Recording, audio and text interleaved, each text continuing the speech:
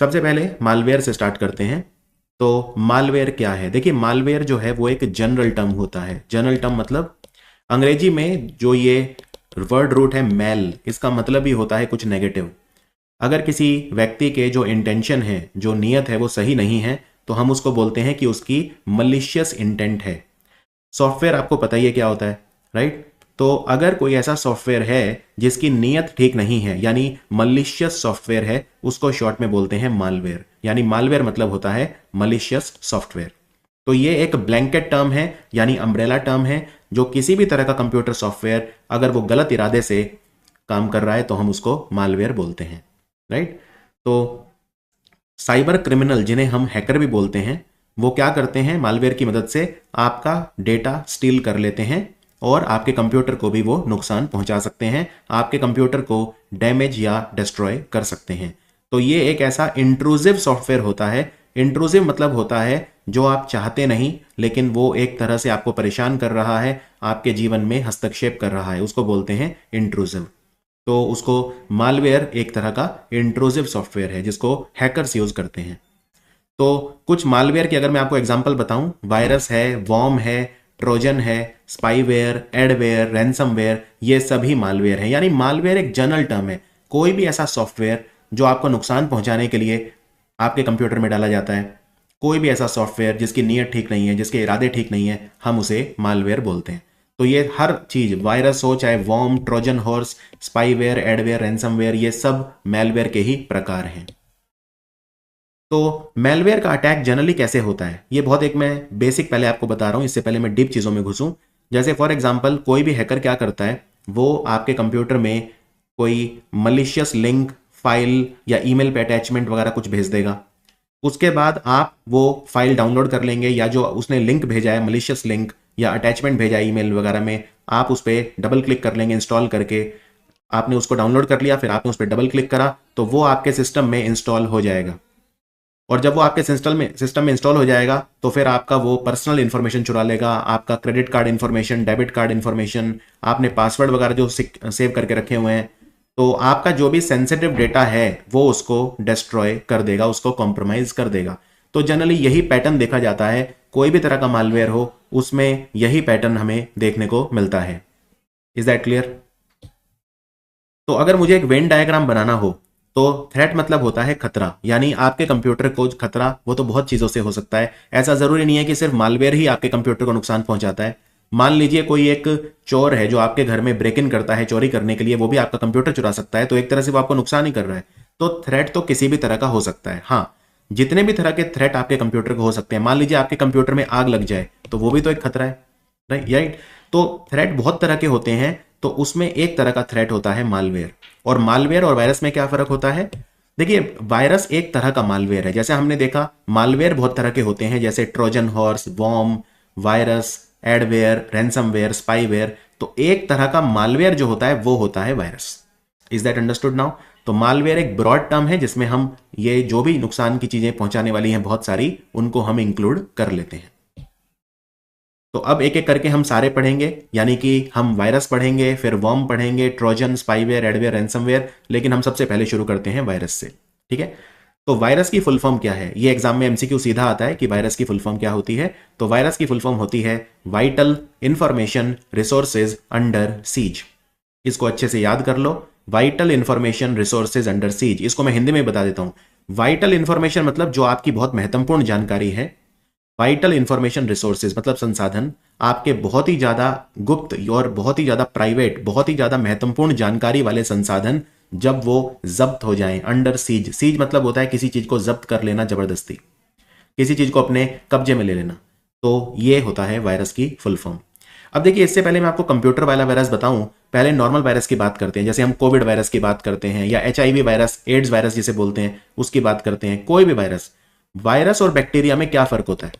In fact जब मैं medical student था तो ये सबसे पहला क्वेश्चन हमसे पूछा जाता था कि बैक्टीरिया और वायरस में क्या फर्क होता है। देखिए, सबसे बड़ा फर्क ये होता है कि जो वायरस होता है ना, उसे हमेशा एक होस्ट चाहिए होता है।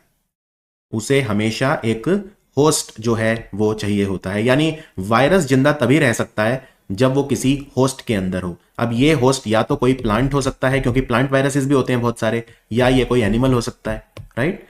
तो किसी चीज के अंदर ही वो जिंदा रह सकता है, वो खुले में ऐसे जिंदा नहीं रह सकता। यानी मान लीजिए आपका जो कमरा है जिसमें आप अभी ये वीडियो देख रहे हैं बैठ के, क्या मैं ये बोल सकता हूं उसमें हवा के अंदर बहुत सारे वायरस हैं? नहीं, वायरस नहीं रह सकता खुले में। वो किसी प्लांट या एनिमल या किसी और होस्ट के अंदर ही रहेगा और वहीं पे पनपेगा, वहीं पे वो प्रजनन करेगा, वहीं पे वो अपने आप को रेप्लिकेट करेगा। दूसरा वायरस की एक जो बहुत इंपॉर्टेंट डिफरेंस है वो ये कि वो हमेशा अपने आप को सेल्फ रेप्लिकेट करता है। यानी वायरस क्या करता है, वो अपनी बहुत सारी कॉपी बनाता रहता है। जैसे आप इमेजिन करिए, आपने एक पेज लिया और आपने उसकी बहुत सारी फोटोकॉपी करा ली, आपने उसकी 1 लाख फोटोकॉपी करा ली हू बहू। वैसे ही वायरस क्या करता है, वो अपनी बहुत सारी कॉपी बनाता रहता है, इसीलिए वो बहुत तेजी से फैलता है, उसकी संख्या बहुत तेजी से बढ़ती है।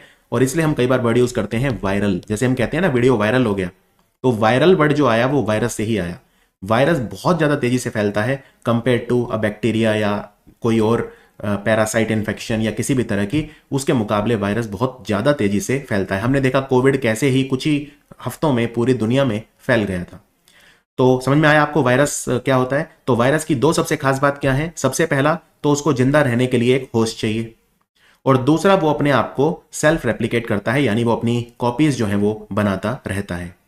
अब यही अगर मैं, ये तो मैं नॉर्मल वायरस की बात कर रहा हूं जैसे कोविड या इन्फ्लुएंजा वायरस या HIV वायरस, लेकिन अब मैं कंप्यूटर वायरस की अगर बात करूं तो वहां भी यही क्वालिटी देखने को मिलती है, राइट। क्या देखने को मिलता है, तो वायरस की, हम कंप्यूटर वाले वायरस की, अगर हम कंप्यूटर में कहते हैं वायरस आ गया, तो उसकी अगर हम डेफिनेशन देखें तो virus is any type of malicious software. यानी वायरस एक तरह का क्या है, मालवेयर है, ये तो हमने एस्टेब्लिश कर लिया है ना। तो ये एक तरह का मलिशियस सॉफ्टवेयर या मालवेयर है जो आपके कंप्यूटर में डैमेज कर सकता है। क्या क्या चीजें डैमेज कर सकता है, आपका डेटा, आपकी फाइलें, आपका सॉफ्टवेयर, कुछ भी। कैसे डैमेज करेगा, रेप्लिकेशन से, यानी ये अपनी कॉपीज बनाता रहेगा। तो जो नॉर्मल बायोलॉजिकल वायरस होता है और जो कंप्यूटर वायरस होता है, दोनों में ये 2 चीजें कॉमन है, दोनों ही अपने आप को रेप्लिकेट करते हैं और दोनों को होस्ट चाहिए। यानी वायरस आपके कंप्यूटर में किसी फाइल के अंदर रहेगा या किसी चीज के अंदर, उसको होस्ट चाहिए, राइट। तो एक कंप्यूटर का जो वायरस होता है वो अपने आप को जो रेप्लिकेट है करता है कैसे, by modifying other computer programs and inserting its own code into those program. तो ये क्या करता है, मान लो ये एक फाइल है आपकी, ये दूसरी फाइल है, ये तीसरी फाइल है, ये चौथी और ये पांचवी। आपके कंप्यूटर में ये 5 फाइलें हैं, 1 2 3 4 5। अब ये वाली जो फाइल है इसमें ये वायरस आ गया, ठीक है, ये रेड कलर का जो है ये वायरस है।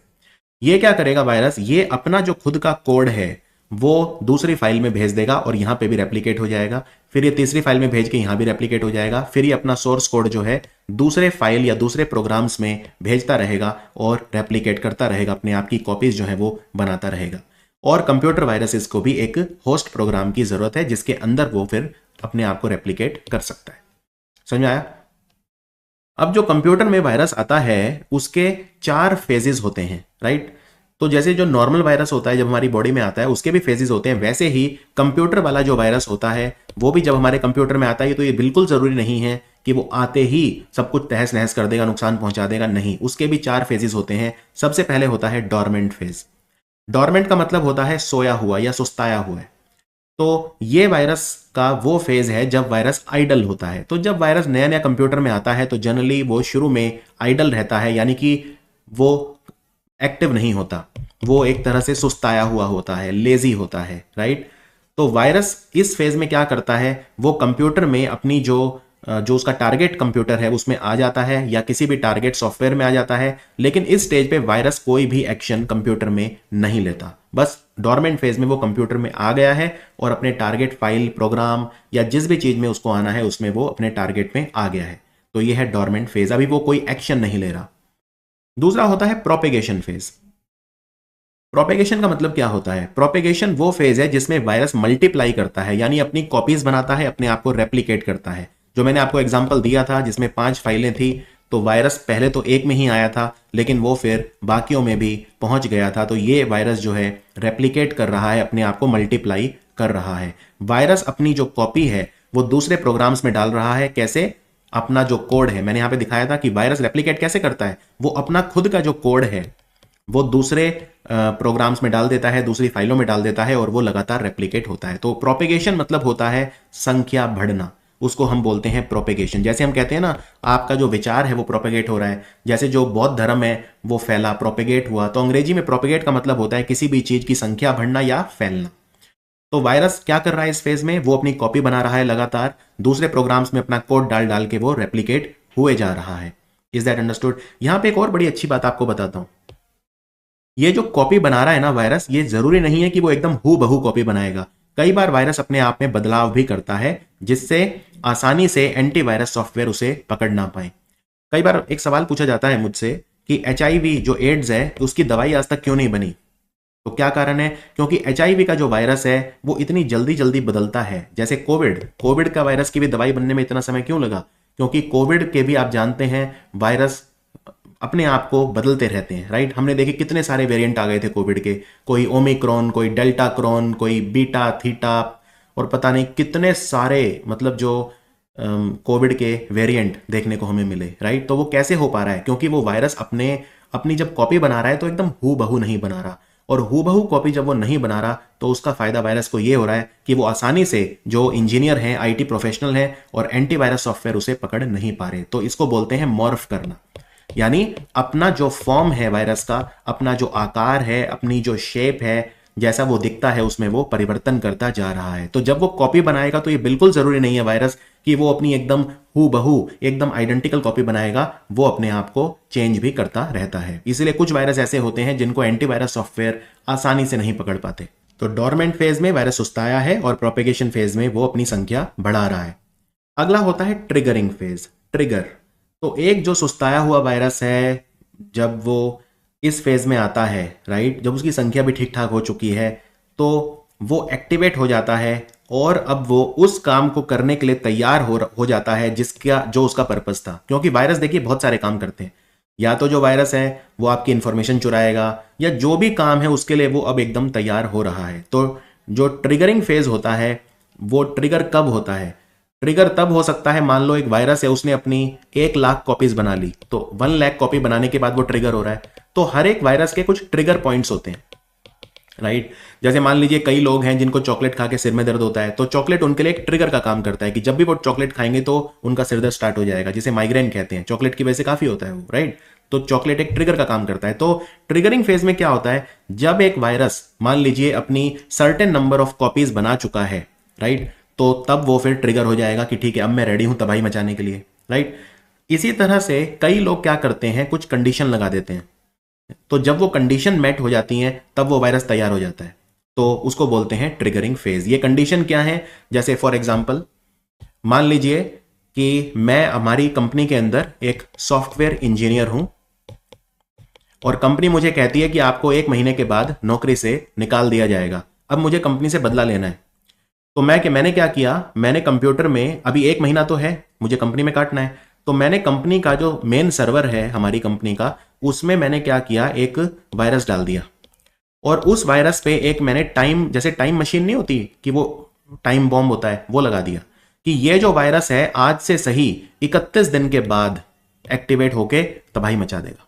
तो ये जो ट्रिगरिंग फेज है, तो मान लीजिए 31 दिन पूरे हो गए, अब वो वायरस ट्रिगर हो जाएगा क्योंकि मैं अब निकल गया हूं, अब मैं बिल्कुल सुरक्षित हूं अब, और उसके बाद फिर वो ट्रिगर हो जाएगा। समझ में आया? तो कई बार क्या करते हैं, जब हम ये चाहते हैं कि हमारे ऊपर कोई शक ना करे, यानी सस्पिशन को रिड्यूस करने के लिए भी हम इस तरह की चीजें करते हैं कि टाइम लगा देते हैं कि हमारे जाने के बाद, या हम तो थे नहीं, हमें नहीं पता कैसे हुआ, कंप्यूटर खराब, सर्वर खराब हो गए, कंपनी को करोड़ों का नुकसान हो गया। तो ये सब चीजें भी होती हैं। तो ट्रिगर के कई कारण हो सकते हैं कि वायरस ट्रिगर क्यों हुआ। या तो उसने बहुत सारी कॉपी बना ली, या बहुत अलग अलग तरह की कॉपी बना ली, या किसी ने टाइम सेट कर दिया कि आपको इस समय ट्रिगर होना है। और जब एक बार वो ट्रिगर हो गया तो फाइनल फेज है एग्जीक्यूशन, यानी जो काम के लिए वो आया है वो करेगा। तो यानी कि वो अपना पे लोड रिलीज कर देगा। कहने का मतलब, या तो वो फाइल डिलीट कर देगा आपके डिस्क पे, सिस्टम को क्रैश करवा देगा, फाइल्स को करप्ट कर देगा, आपके फाइल को डिस्ट्रॉय कर देगा, आपके कंप्यूटर को डिस्ट्रॉय कर देगा, आपकी हार्ड डिस्क को डिस्ट्रॉय कर देगा। जिस भी काम के लिए वो आया है एग्जीक्यूशन फेज में वो उसको पूरा कर देता है। समझ में आया आपको 4 फेज क्या होते हैं एक वायरस के? ये जो टर्म है कंप्यूटर वायरस, क्योंकि देखिए वायरस तो नॉर्मल वायरस भी हो सकता है, एचआईवी वायरस, एड्स वायरस, ये सब। तो कंप्यूटर वायरस शब्द किसने दिया? कंप्यूटर वायरस शब्द दिया फ्रेड कोहेन नाम के वैज्ञानिक ने। 1983 में उन्होंने ये वर्ड दिया था कंप्यूटर वायरस, राइट। और सबसे पहला जो कंप्यूटर वायरस था वो 1971 में देखा गया था और उसका नाम था क्रीपर वायरस। ये वायरस बनाया था एक व्यक्ति ने जिनका नाम था बॉब थॉमस, राइट। तो वायरस जो है कंप्यूटर वायरस सबसे पहला था क्रीपर वायरस। ये एक एमसीक्यू सवाल है। लेकिन पहली बार ये वर्ड कंप्यूटर वायरस, उस समय उसको कंप्यूटर वायरस नहीं बोलते थे, ठीक है। तो कंप्यूटर वायरस शब्द जो दिया पहली बार, वो पहला वायरस डिस्कवर होने के 12 साल के बाद फ्रेड कोहेन ने दिया था और पहला कंप्यूटर वायरस बनाया था बॉब थॉमस ने। इस कंप्यूटर वायरस ने क्या किया, डिजिटल इक्विपमेंट कॉर्पोरेशन नाम की कंपनी के PDP-10 नाम के जो मेन फ्रेम कंप्यूटर थे उन सबको इन्फेक्ट कर दिया। ये कंप्यूटर 10X ऑपरेटिंग सिस्टम पे चल रहे थे, इन सबको उसने इन्फेक्ट कर दिया। तो क्रीपर वायरस जब आ गया तो एक एंटीवायरस की जरूरत महसूस हुई, राइट। तो रे टॉमलिंसन नाम के व्यक्ति ने एक द रीपर नाम का जो है एक एंटीवायरस बनाया। तो दुनिया का अगर पूछें पहला वायरस कौन सा था, तो आंसर है क्रीपर। और अगर दुनिया का पूछें पहला एंटीवायरस कौन सा था, तो वो था रीपर। अंडरस्टूड, क्रीपर और रीपर। अब हम देखते हैं कंप्यूटर वायरस कितने तरह के होते हैं। तो सबसे पहले बात करते हैं बूट सेक्टर वायरस। बूट मतलब क्या होता है, मैं आपको कहता हूं कंप्यूटर बूट कर रहा हूं, मतलब कंप्यूटर को मैं स्टार्ट कर रहा हूं। अगर मैं कहता हूं कंप्यूटर को मैं रीबूट कर रहा हूं, मतलब कंप्यूटर को मैं रीस्टार्ट कर रहा हूं, दोबारा स्टार्ट कर रहा हूं, मतलब चला हुआ है पहले से लेकिन मैं रीस्टार्ट कर रहा हूं। जनरली हम रीस्टार्ट क्यों करते हैं, कई बार कंप्यूटर हैंग हो जाता है, कई बार कंप्यूटर काम नहीं करता, अटक जाता है, कई बार हम कोई सॉफ्टवेयर इंस्टॉल करते हैं, इंस्टॉल करने के बाद वो नई फाइलें राइट करने के लिए अपने आप को रीस्टार्ट मांगता है। बहुत कारणों से हम कंप्यूटर को रीस्टार्ट कर सकते हैं।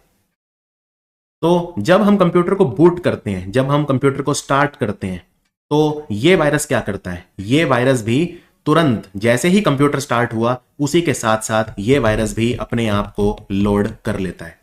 और इसका फायदा क्या होता है, तो जैसे ही आपने कंप्यूटर स्टार्ट किया, कंप्यूटर स्टार्ट होकर क्या होता है आप जानते हैं, कंप्यूटर जब स्टार्ट होता है तो आपका ऑपरेटिंग सिस्टम लोड होता है, चाहे वो विंडोज हो, चाहे वो कोई भी ऑपरेटिंग सिस्टम आप यूज कर रहे हैं, उबुंटू या लिनक्स वगैरह जो भी, वो लोड होगा, राइट।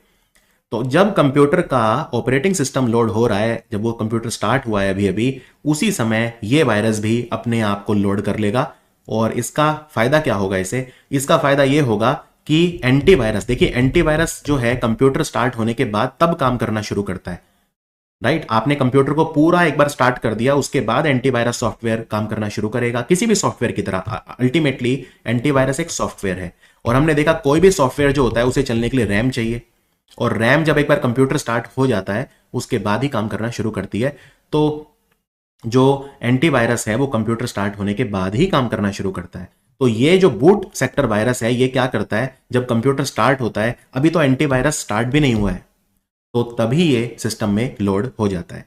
तो बूट सेक्टर वायरस जो होता है ये क्या करता है, ये कहां से आता है, तो ये जो वायरस हैं ये स्प्रेड होते हैं आपके हार्डवेयर से। जैसे फ्लॉपी डिस्क लगाते थे पहले, अब तो फ्लॉपी कोई यूज नहीं करता, फ्लॉपी डिस्क लगाते थे, या आप यूएसबी ड्राइव, पेन ड्राइव जिसे बोलते हैं, या फ्लैश ड्राइव बोलते हैं, या सीडी वगैरह, तो वो कंप्यूटर में लगी है अगर और आप स्टार्ट कर रहे हैं तो वो तुरंत ही स्टार्ट हो जाएगा, कंप्यूटर के साथ साथ वो भी अपने आप को पहले ही लोड कर लेगा।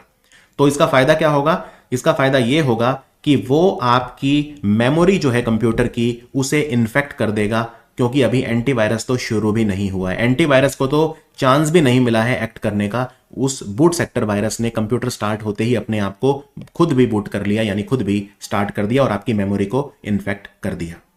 Is that understood? यानी कि जैसे जब जब आपका कंप्यूटर बूट होगा तब तब ये virus infected code automatically run करेगा, यानी कि किसी एग्जीक्यूटेबल फाइल पे क्लिक करने की जरूरत ही नहीं है इसे, राइट। तो इससे कंप्यूटर स्टार्ट होते ही जो हैकर है उसे आपके सिस्टम का पूरा कंट्रोल मिल जाएगा। तो एक काम ये और कर सकता है कि आपके कंप्यूटर को बूट ही ना होने दे, क्योंकि जब ये कंप्यूटर स्टार्ट हुआ वैसे ही ये वायरस भी स्टार्ट हो गया, तो हो सकता है ये स्टार्ट ही ना होने दे कंप्यूटर को, अब स्टार्ट करना ही प्रिवेंट कर दे, कंप्यूटर स्टार्ट ही ना हो या स्टार्ट करने में कोई प्रॉब्लम हो जाए, तो ऐसे में ब्लू या ब्लैक स्क्रीन आ सकती है, एरर मैसेज आ सकता है और आपका ऑपरेटिंग सिस्टम हो सकता है कि लोड ही ना हो। इसे बोलते हैं बूट सेक्टर वायरस। तो बूट सेक्टर वायरस पे एमसीक्यू क्या आते हैं, बूट सेक्टर एमसीक्यू पे वायरस जो है इस पे एमसीक्यू ये आते हैं कि कौन सा ऐसा वायरस है जो फ्लॉपी, यूएसबी ड्राइव यानी पेन ड्राइव और सीडी वगैरह से फैलता है, तो आंसर है बूट सेक्टर वायरस, राइट। तो सबसे ज्यादा जो क्वेश्चन है वो इसमें यही आता है। या फिर ये पूछ सकते हैं कि बूट सेक्टर वायरस कौन सा था पहला वगैरह, तो वो मैं आपको बताता हूं। देखिए सबसे पहला जो बूट सेक्टर वायरस था वो 1981 में आया था। रिचर्ड सकरेंटा ने क्रिएट किया था, वैज्ञानिक ने। इसका नाम था एल्क क्लोनर। इसका नाम था एल्क क्लोनर। अगर आपसे पूछें पहला बूट सेक्टर वायरस इंडिया में कौन सा आया था, तो वो 5 साल बाद आया था 1986 में, और उसका नाम था ब्रेन। ब्रेन नाम का ये बूट सेक्टर वायरस था। तो पहला बूट सेक्टर वायरस दुनिया का जो था वो था एल्क क्लोनर, 1981 में आया था। और पहला इंडिया में जो आया था वो था ब्रेन। और ब्रेन को बनाया था 2 पाकिस्तान के भाइयों ने, एक का नाम था बसित अलवी और एक का नाम था अमजद फारूक अलवी। तो ये 2 भाई थे, इन्होंने बनाया था, और इसने आईबीएम के जो कंप्यूटर आते थे उस समय उसको इन्फेक्ट किया था। तो ये 2 अच्छे एमसीक्यू सवाल हैं। पहला बूट सेक्टर वायरस कौन सा था? एल्क क्लोनर, 1981 में। और इंडिया में पहला कौन सा था? तो आंसर है ब्रेन।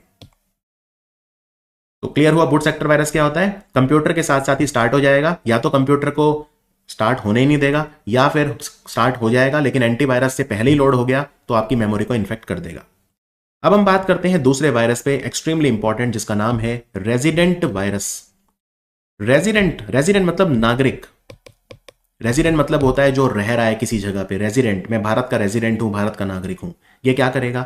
ये रेजिडेंट वायरस एक ऐसा मालवेयर है, क्योंकि सारे वायरस मालवेयर होते हैं, तो रेजिडेंट वायरस एक ऐसा मालवेयर है जो आपके कंप्यूटर मेमोरी में रिजाइड करता है, अपने आप को एम्बेड कर लेता है, यानी अपने आप को अच्छे से आपकी मेमोरी में ही अटैच कर लेता है।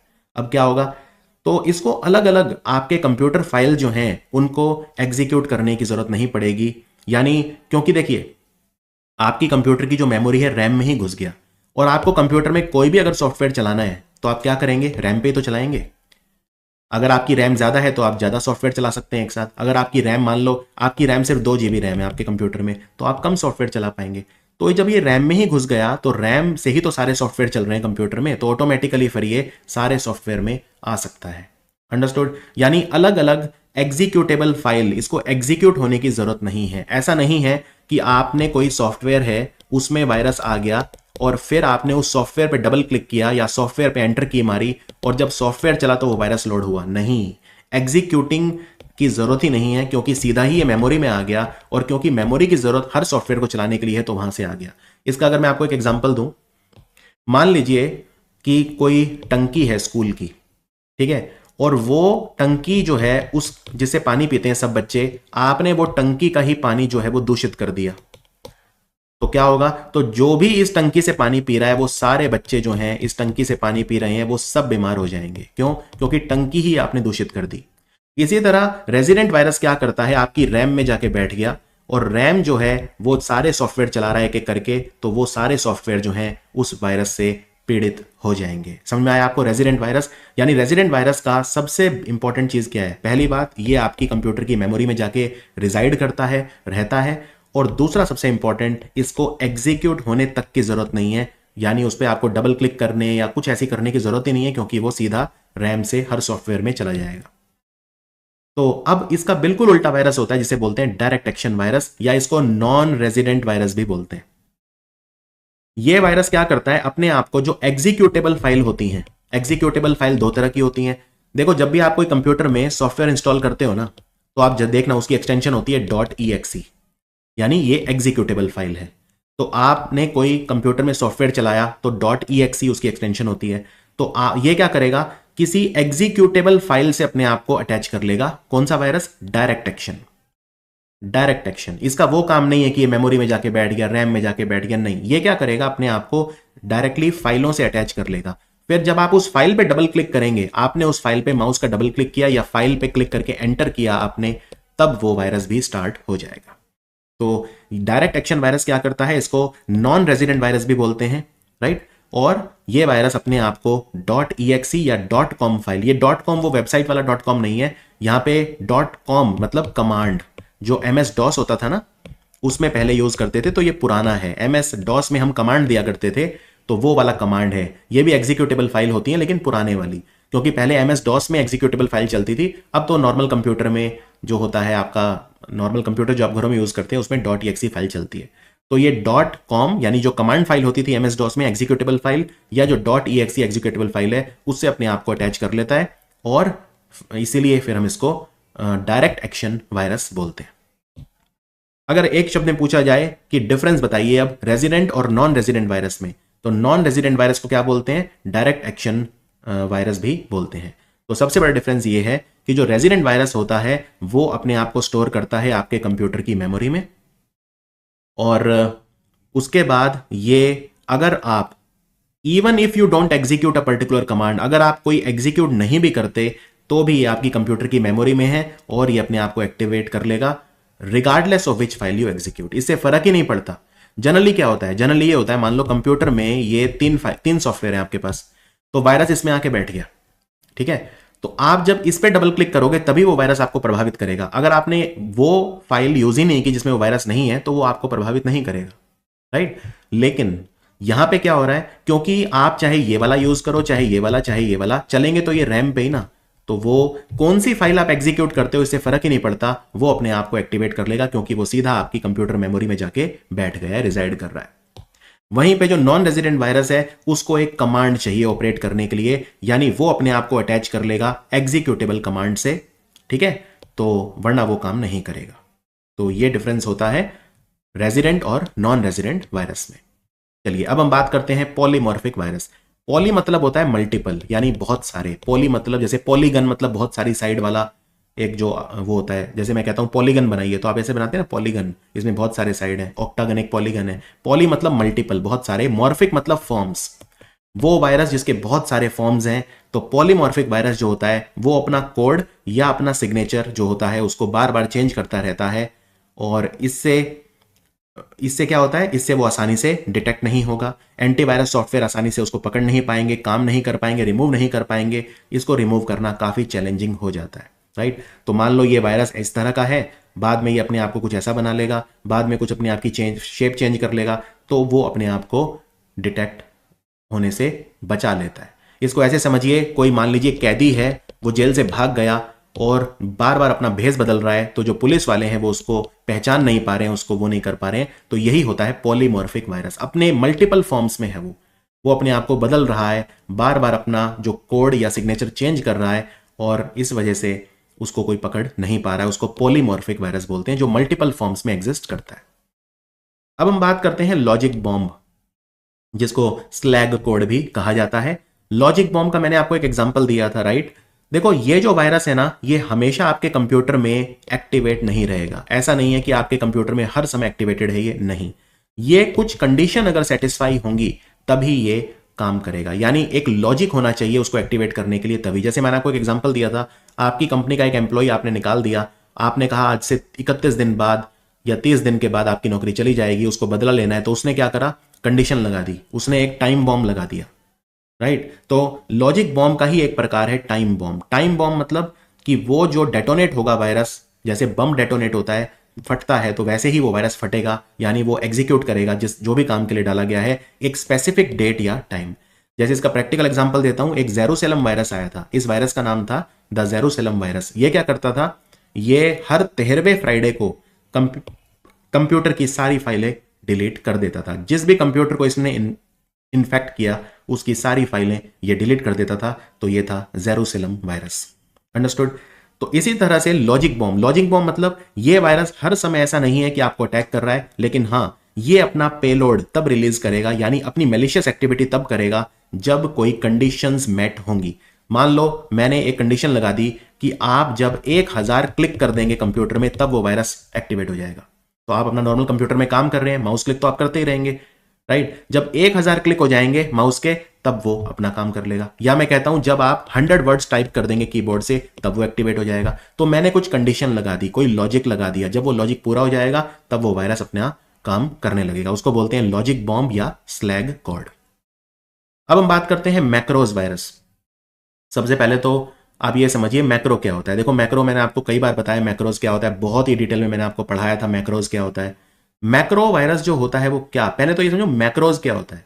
आपको याद होगा जो MS एक्सेल है, MS पावर पॉइंट है, MS वर्ड है, उसमें हम क्या करते हैं, हम बहुत सारे, जब हमें बहुत सारे एक ऑटोमेशन करना होता है, मान लो बहुत सारे सेट ऑफ एक्शंस हैं और हम वो हर बार करते हैं, तो हम क्या करते हैं, बहुत सारे सेट ऑफ एक्शंस के लिए एक शॉर्टकट बना देते हैं जिसे हम मैक्रोज बोलते हैं। तो मैक्रो क्या होता है, मैक्रो एक एक्शन या सेट ऑफ एक्शंस होता है जो हम जितनी मर्जी बार रन कर सकते हैं उसका शॉर्टकट बना के। तो हमें बार बार फिर वो मल्टीपल एफर्ट नहीं करना पड़ेगा, राइट। तो उसका हम मैक्रोज क्रिएट करते हैं, मैक्रोज एमएस एक्सेल में, एमएस पावर पॉइंट में, एमएस वर्ड में, इन सब में वो यूज हम करते हैं। तो मैक्रो वायरस क्या करता है, मैक्रो वायरस अपने आप को जो एमएस पावर पॉइंट या ये सब मतलब जो डॉक्यूमेंट हैं, स्प्रेडशीट हैं, राइट, स्प्रेडशीट मतलब एक्सेल, डॉक्यूमेंट मतलब एमएस डॉस वगैरह, तो उनसे अटैच कर लेता है। यानी कि ये एक ऐसा वायरस है मैक्रो वाला जो किसी खास सॉफ्टवेयर प्रोग्राम से या खास एप्लीकेशन से अपने आप को अटैच कर लेगा, जो मैक्रो लैंग्वेज यूज करते हैं तो उनसे अपने आप को अटैच कर लेगा, जैसे माइक्रोसॉफ्ट एक्सेल, माइक्रोसॉफ्ट वर्ड वगैरह, और फिर वो अपना खुद का कोड उनमें डाल देगा और फिर वो एग्जीक्यूट होगा। तो ज्यादातर जो मैक्रो वायरस होते हैं वो वीबीए वायरसेस होते हैं। वीबीए मतलब विजुअल बेसिक फॉर एप्लीकेशन, ये एक लैंग्वेज होती है कंप्यूटर की, ये विजुअल बेसिक फॉर एप्लीकेशन, ये लैंग्वेज यूज की जाती है माइक्रोसॉफ्ट के द्वारा वर्ड और एक्सेल में, इसको वीबीए कहा जाता है। तो ज्यादातर जो मैक्रो वायरसेस होते हैं वो वीबीए वायरसेस होते हैं। तो इसमें क्वेश्चन कैसे आता है, क्वेश्चन इसमें ऐसे आता है कि मैक्रो वायरस, तो एक ऐसे भी पूछ लेते हैं कि कौन सा ऐसा वायरस है जो सॉफ्टवेयर प्रोग्राम या एप्लीकेशन से अपने आप को अटैच कर लेता है, कौन सा है, तो आप कहेंगे मैक्रो वायरस। कौन सा वायरस ऐसा है जो एमएस ऑफिस में ज्यादा देखा जाता है, यानी एमएस ऑफिस में क्या क्या आता है, MS Excel, PowerPoint, Word वगैरह, तो भी आंसर होगा मैक्रो वायरस, राइट। तो ये जनरली इसमें क्वेश्चन आते हैं। और ये पूछ सकते हैं मैक्रो वायरस जो है वो किस में जनरली अफेक्ट करता है, तो वो वीबीए जो हमारी प्रोग्रामिंग लैंग्वेज होती है वीबीए, उसमें वो अफेक्ट करता है, और वीबीए लैंग्वेज को यूज करता है वर्ड और एक्सेल।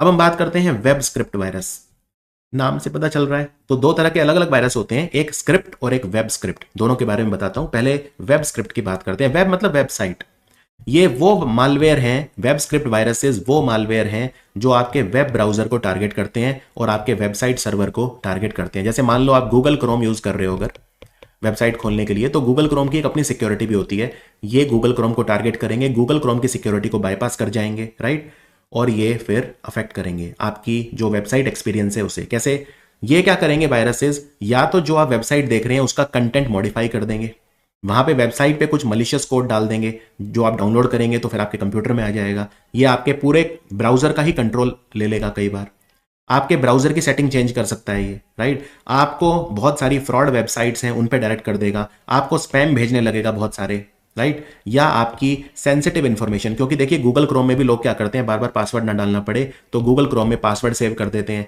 या अगर कोई मान लीजिए शॉपिंग का शौकीन है, ऑनलाइन शॉपिंग, तो वो अपनी डेबिट कार्ड या क्रेडिट कार्ड की डिटेल सेव कर देता है, तो ये फिर वेब ब्राउजर में अगर सेव है तो वो उसको चुरा सकता है। अंडरस्टूड। तो इसको वेब स्क्रिप्ट वायरस बोलते हैं। वेब स्क्रिप्ट वायरस मतलब बड़ा सिंपल है, ये आपके वेब ब्राउजर को टारगेट करेगा, चाहे आप सफारी यूज कर रहे हो एप्पल का, या आप जो है गूगल क्रोम यूज कर रहे हो, आप एज ब्राउजर जो है वो यूज कर रहे हो माइक्रोसॉफ्ट का, तो आप कोई भी यूज कर रहे हो तो उसे वो प्रभावित कर सकते हैं। ठीक है, चलिए अब हम बात करते हैं मल्टी पार्टाइट वायरस। ये क्या होता है, तो इसमें दोनों फीचर होते हैं। मल्टी मतलब अगेन बहुत मल्टीपल चीज, राइट। तो ये एकमात्र, याद रखिए, ये कंप्यूटर वायरसेस के इतिहास में एकमात्र ऐसा वायरस है जो बूट सेक्टर भी है और एग्जीक्यूटेबल भी है। बूट सेक्टर हमने देखा था, जब कंप्यूटर स्टार्ट होता है तो एंटीवायरस के स्टार्ट होने से पहले ही ये अपना प्रभाव छोड़ने लगता है, या तो ये कंप्यूटर को स्टार्ट ही नहीं होने देगा या फिर ये स्टार्ट होते ही अपना काम दिखाएगा। और बूट सेक्टर वायरस जनरली कहां से आते हैं, सीडी या जो फ्लैश ड्राइव होते हैं या फ्लॉपी वगैरह से आते थे। तो ये बूट सेक्टर तो है ही, साथ में एग्जीक्यूटेबल भी है। ठीक है, तो दोनों क्वालिटीज इसमें पाई जाती हैं, इसलिए इसको हम मल्टीपर्टाइड वायरस बोलते हैं। और ये बहुत फास्ट स्प्रेड करता है, बहुत फास्ट एक्टिंग है, क्योंकि इसके पास एक नहीं बल्कि दो तरीके हैं। ये बूट सेक्टर तो है ही, साथ में एग्जीक्यूटेबल भी है। एग्जीक्यूटेबल फाइल से भी अपने आप को अटैच कर लेता है, यानी कमांड फाइल हो, चाहे वो एमएस डॉस की या फिर वो .exe फाइल हो जो सॉफ्टवेयर की फाइलें होती हैं। इसलिए ज्यादा प्रॉब्लमेटिक है, क्योंकि ये दो दो तरह से अटैक करता है, यानी इसकी जो एबिलिटी है वो मल्टीपल है, उसको बोलते हैं मल्टीपर्टाइड वायरस। तो वेब स्क्रिप्ट देखा हमने, अब स्क्रिप्ट वायरस की बात करते हैं। वेब स्क्रिप्ट में तो यह था जो वेब ब्राउजर को अटैक करेगा और आपको मल्टीपल तरह से हार्म कर सकता है। स्क्रिप्ट क्या होती है, देखो जब भी आप कोई चीज लिखते हैं कंप्यूटर में तो आप किसी लैंग्वेज में लिखेंगे ना उसे। तो स्क्रिप्ट वायरस जो होते हैं ये 3 स्क्रिप्ट्स को टारगेट करते हैं। ये बेसिकली प्रोग्रामिंग लैंग्वेज जो आपके सिस्टम में है उनको अटैक करते हैं, प्रोग्रामिंग लैंग्वेजेस को अटैक करते हैं स्क्रिप्ट वायरसेस। प्रोग्रामिंग लैंग्वेज कौन कौन सी है हमारे पास, वीबीए, वीबीएस और जावास्क्रिप्ट। वीबीए क्या होती है, विजुअल बेसिक फॉर एप्लीकेशन, जो कि वर्ड और एक्सेल में यूज होती है। वीबीएस क्या होती है, विजुअल बेसिक स्क्रिप्ट, राइट, जो इंटरनेट एक्सप्लोरर वगैरह में या जो दूसरे वेब एप्लीकेशन उनमें यूज़ होती है, और JS मतलब जावास्क्रिप्ट। तो जावास्क्रिप्ट जो होती है उसको ये अटैक कर सकता है। ठीक है, तो बस इतना ध्यान रखिए आपके लेवल पे स्क्रिप्ट वायरस क्या करते हैं, प्रोग्रामिंग लैंग्वेजेस को अटैक करते हैं, या तो वो VBA को अटैक करेंगे या VBS को अटैक करेंगे या वो जावास्क्रिप्ट को अटैक करेंगे। अब हम बात करते हैं अगले मालवेयर पे। यहां पे वायरस हमारे खत्म हो जाते हैं, हमने सारे तरह के वायरस जो हैं बहुत ही ज्यादा डिटेल में पढ़ लिए हैं। कौन कौन से वायरस हमने पढ़े हैं?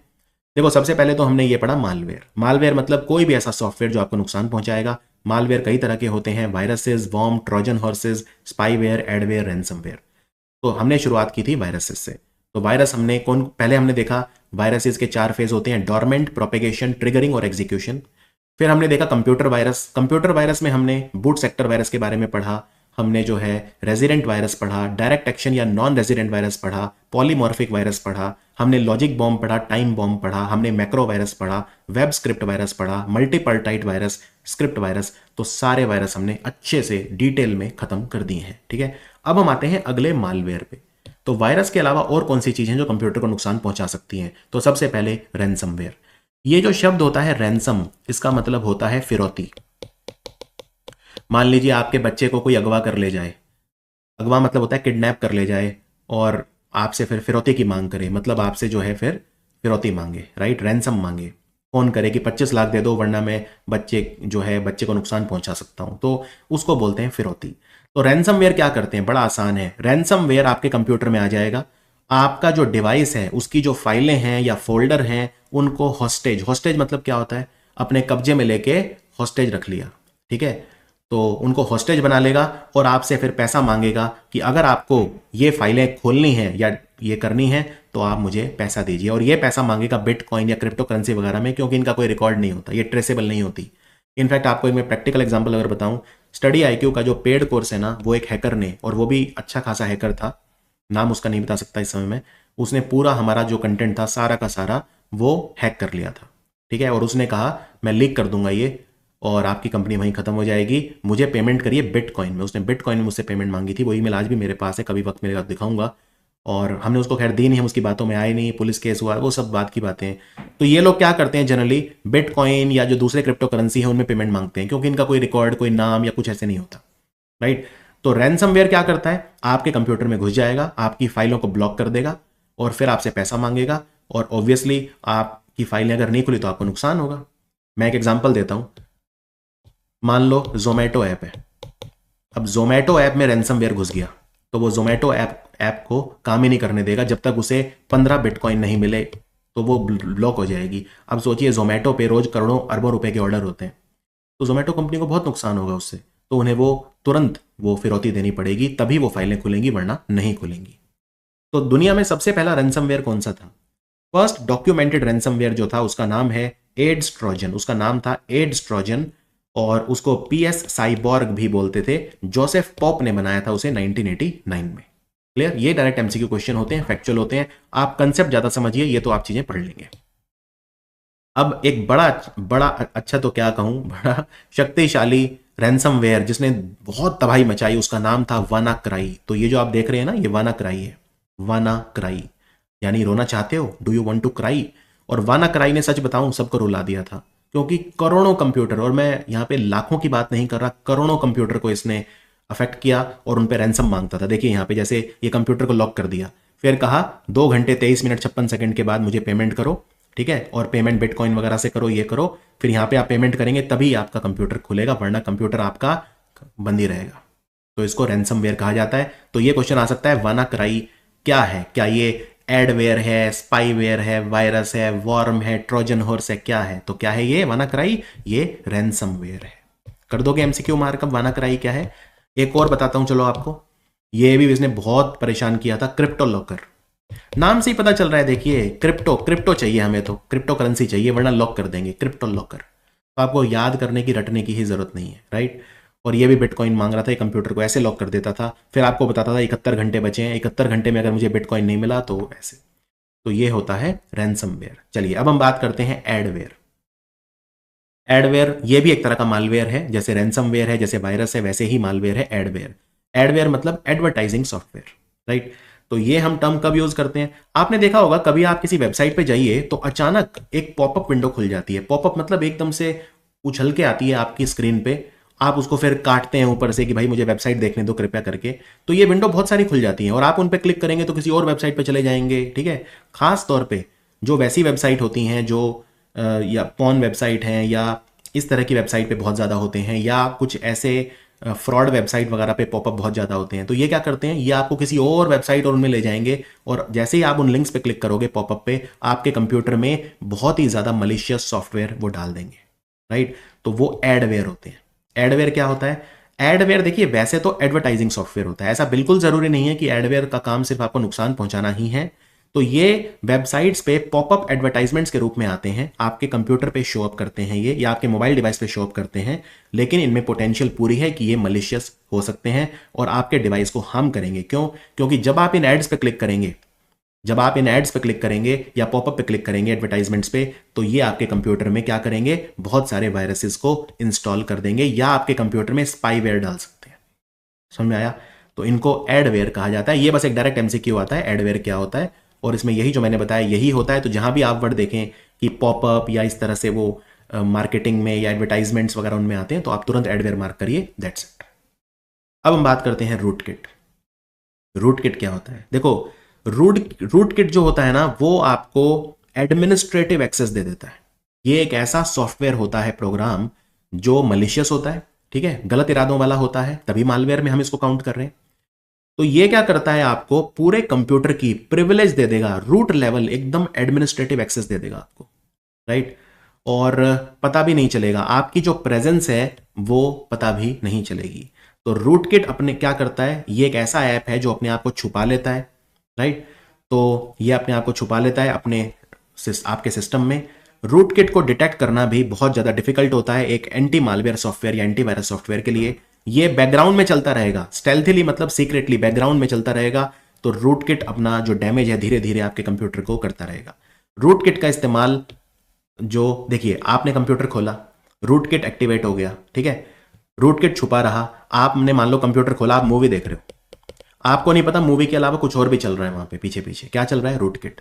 ये क्या करता है, पीछे बैकग्राउंड में चलता रहेगा, आपको पता भी नहीं चलेगा कि कोई रूट किट ना कोई सॉफ्टवेयर चल रहा है बैकग्राउंड में।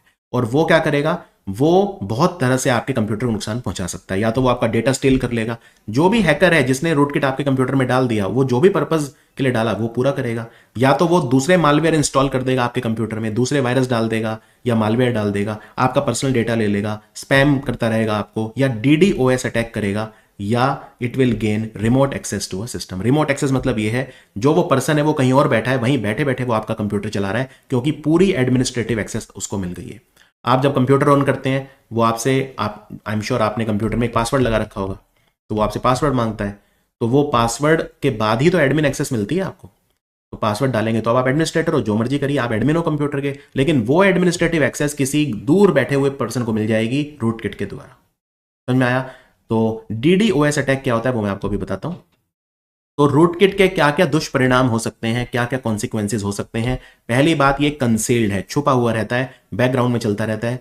ये आपकी इंफॉर्मेशन चुरा सकता है, फाइल डिलीट कर सकता है कंप्यूटर में, ईव्स ड्रॉपिंग कर सकता है। ईव्स ड्रॉपिंग क्या होता है मैं आगे आपको बताऊंगा, यानी आपकी पर्सनल इंफॉर्मेशन जो होता है उस पर नजर रखेगा। ईव्स ड्रॉपिंग या स्निफिंग भी इसे कहा जाता है, तो ये वो भी कर सकता है। ईव्स ड्रॉपिंग, वैसे अंग्रेजी में ईव्स ड्रॉपिंग का मतलब क्या होता है, कान लगा के सुनना, छुप के जो है वो बातें सुनना किसी की, उसको ईव्स ड्रॉपिंग कहा जाता है। जैसे मान लो दो लोग अंदर कमरे में बात कर रहे हैं और आप दरवाजे के कान लगा के सुन रहे हैं, उसको ईव्स ड्रॉपिंग कहा जाता है। फाइल एग्जीक्यूट कर देगा कोई आपके कंप्यूटर में, राइट, आपसे बिना पूछे कोई फाइल चला देगा, एग्जीक्यूट कर देगा उसे। या रिमोट एक्सेस, पूरी एडमिनिस्ट्रेटिव एक्सेस उसे मिल जाएगी दूर बैठे बैठे। तो ये रूट किट काफी डेंजरस होती है। अब मैं आपको बताता हूं DDoS क्या होता है, वेरी वेरी इंपॉर्टेंट। DDoS की फुल फॉर्म सबसे पहले याद रखो, डिस्ट्रीब्यूटेड डिनायल ऑफ सर्विस। तो DDoS अटैक क्या होता है, ये आपके सर्वर को फ्लड कर देगा इतनी ज्यादा रिक्वेस्ट से कि वो अनरेस्पॉन्सिव हो जाएगा और सर्विस जो है वो डाउन हो जाएगी। ठीक है, तो जैसे मान लो किसी वेबसाइट को अगर आपको बंद करवाना है, तो आप क्या करो, देखो उस वेबसाइट की ना एक कैपेसिटी होगी कि मान लो उस पर एक बार में 10,000 लोग ही आ सकते हैं। मैं आपको चलो एक बिल्कुल लाइव एग्जांपल देता हूं।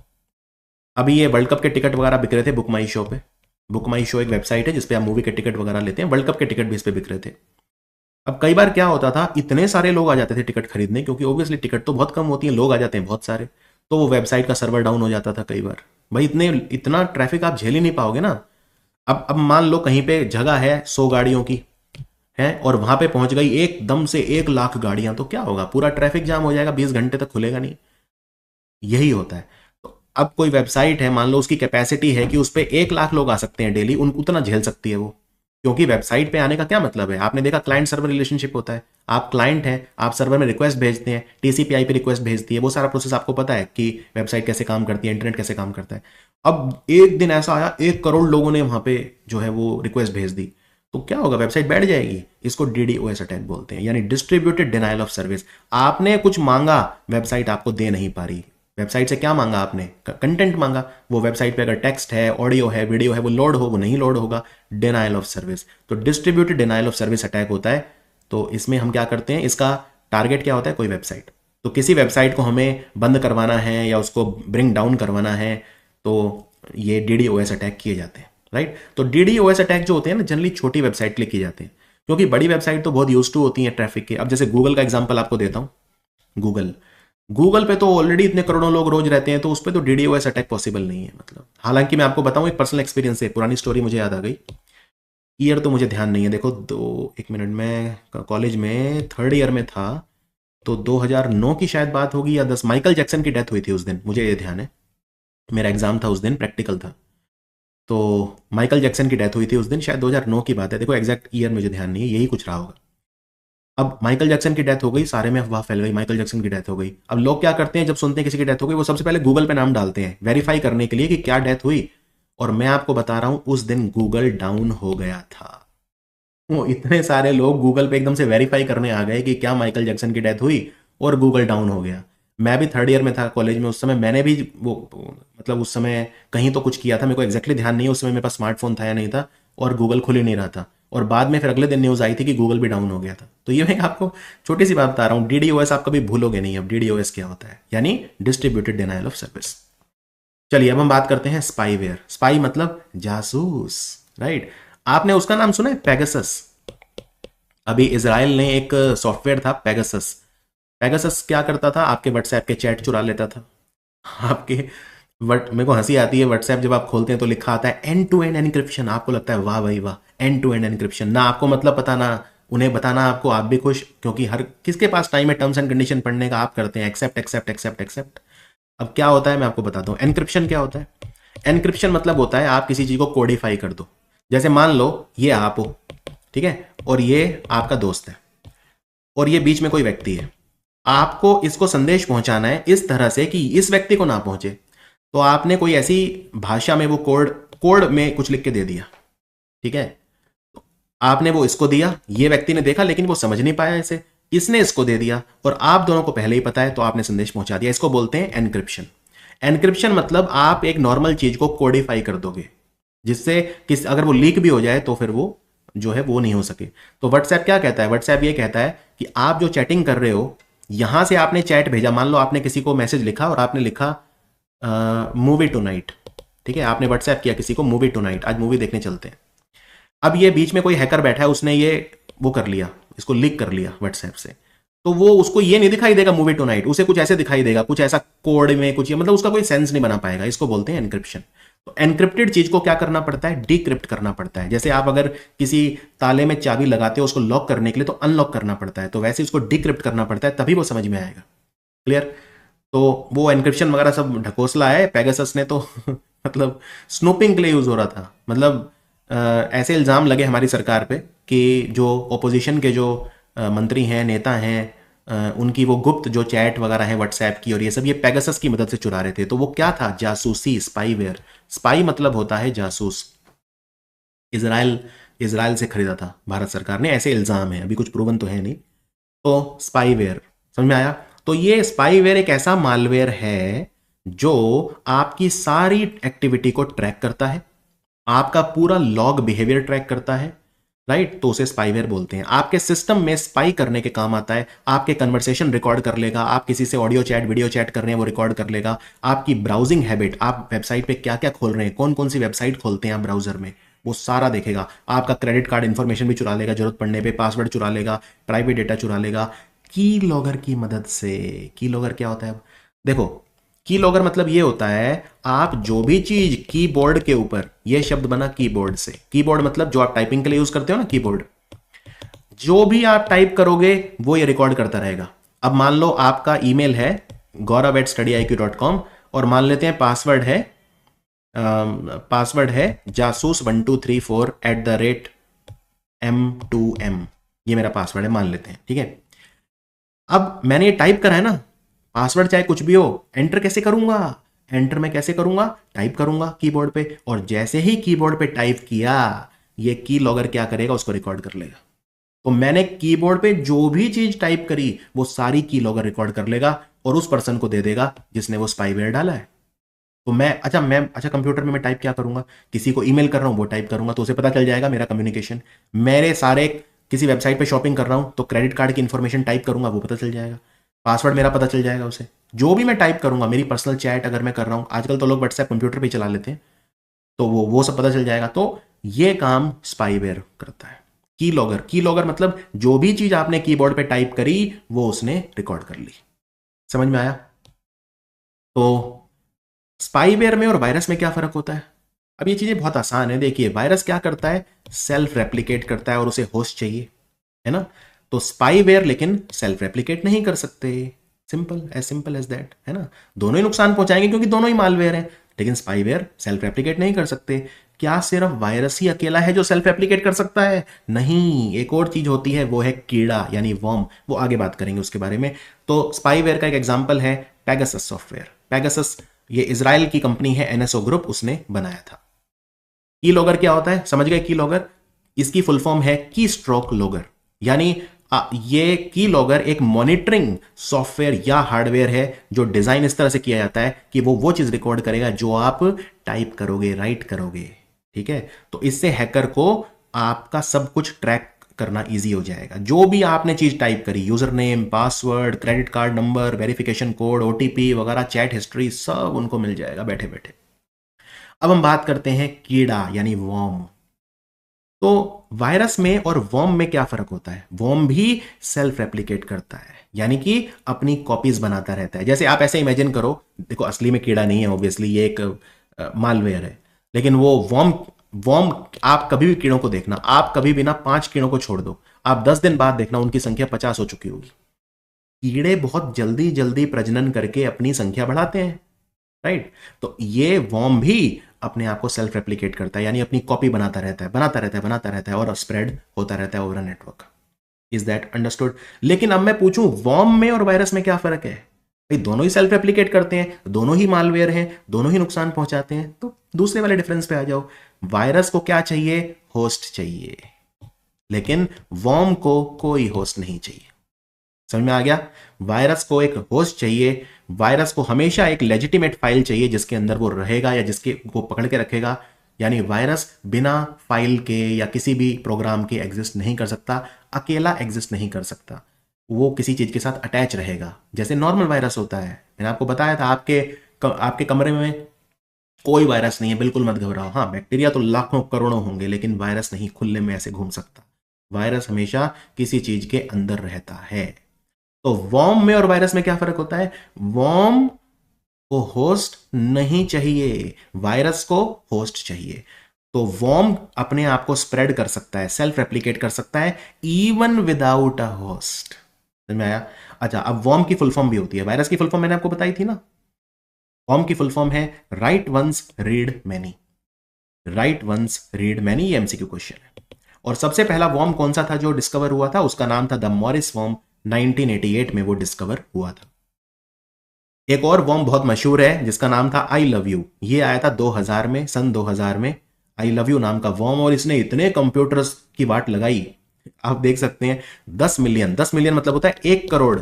1 करोड़ विंडोज वाले कंप्यूटर की इसने जो है बैंड बजा दी थी। इसने उसको तबाह कर दिया, बर्बाद कर दिया था।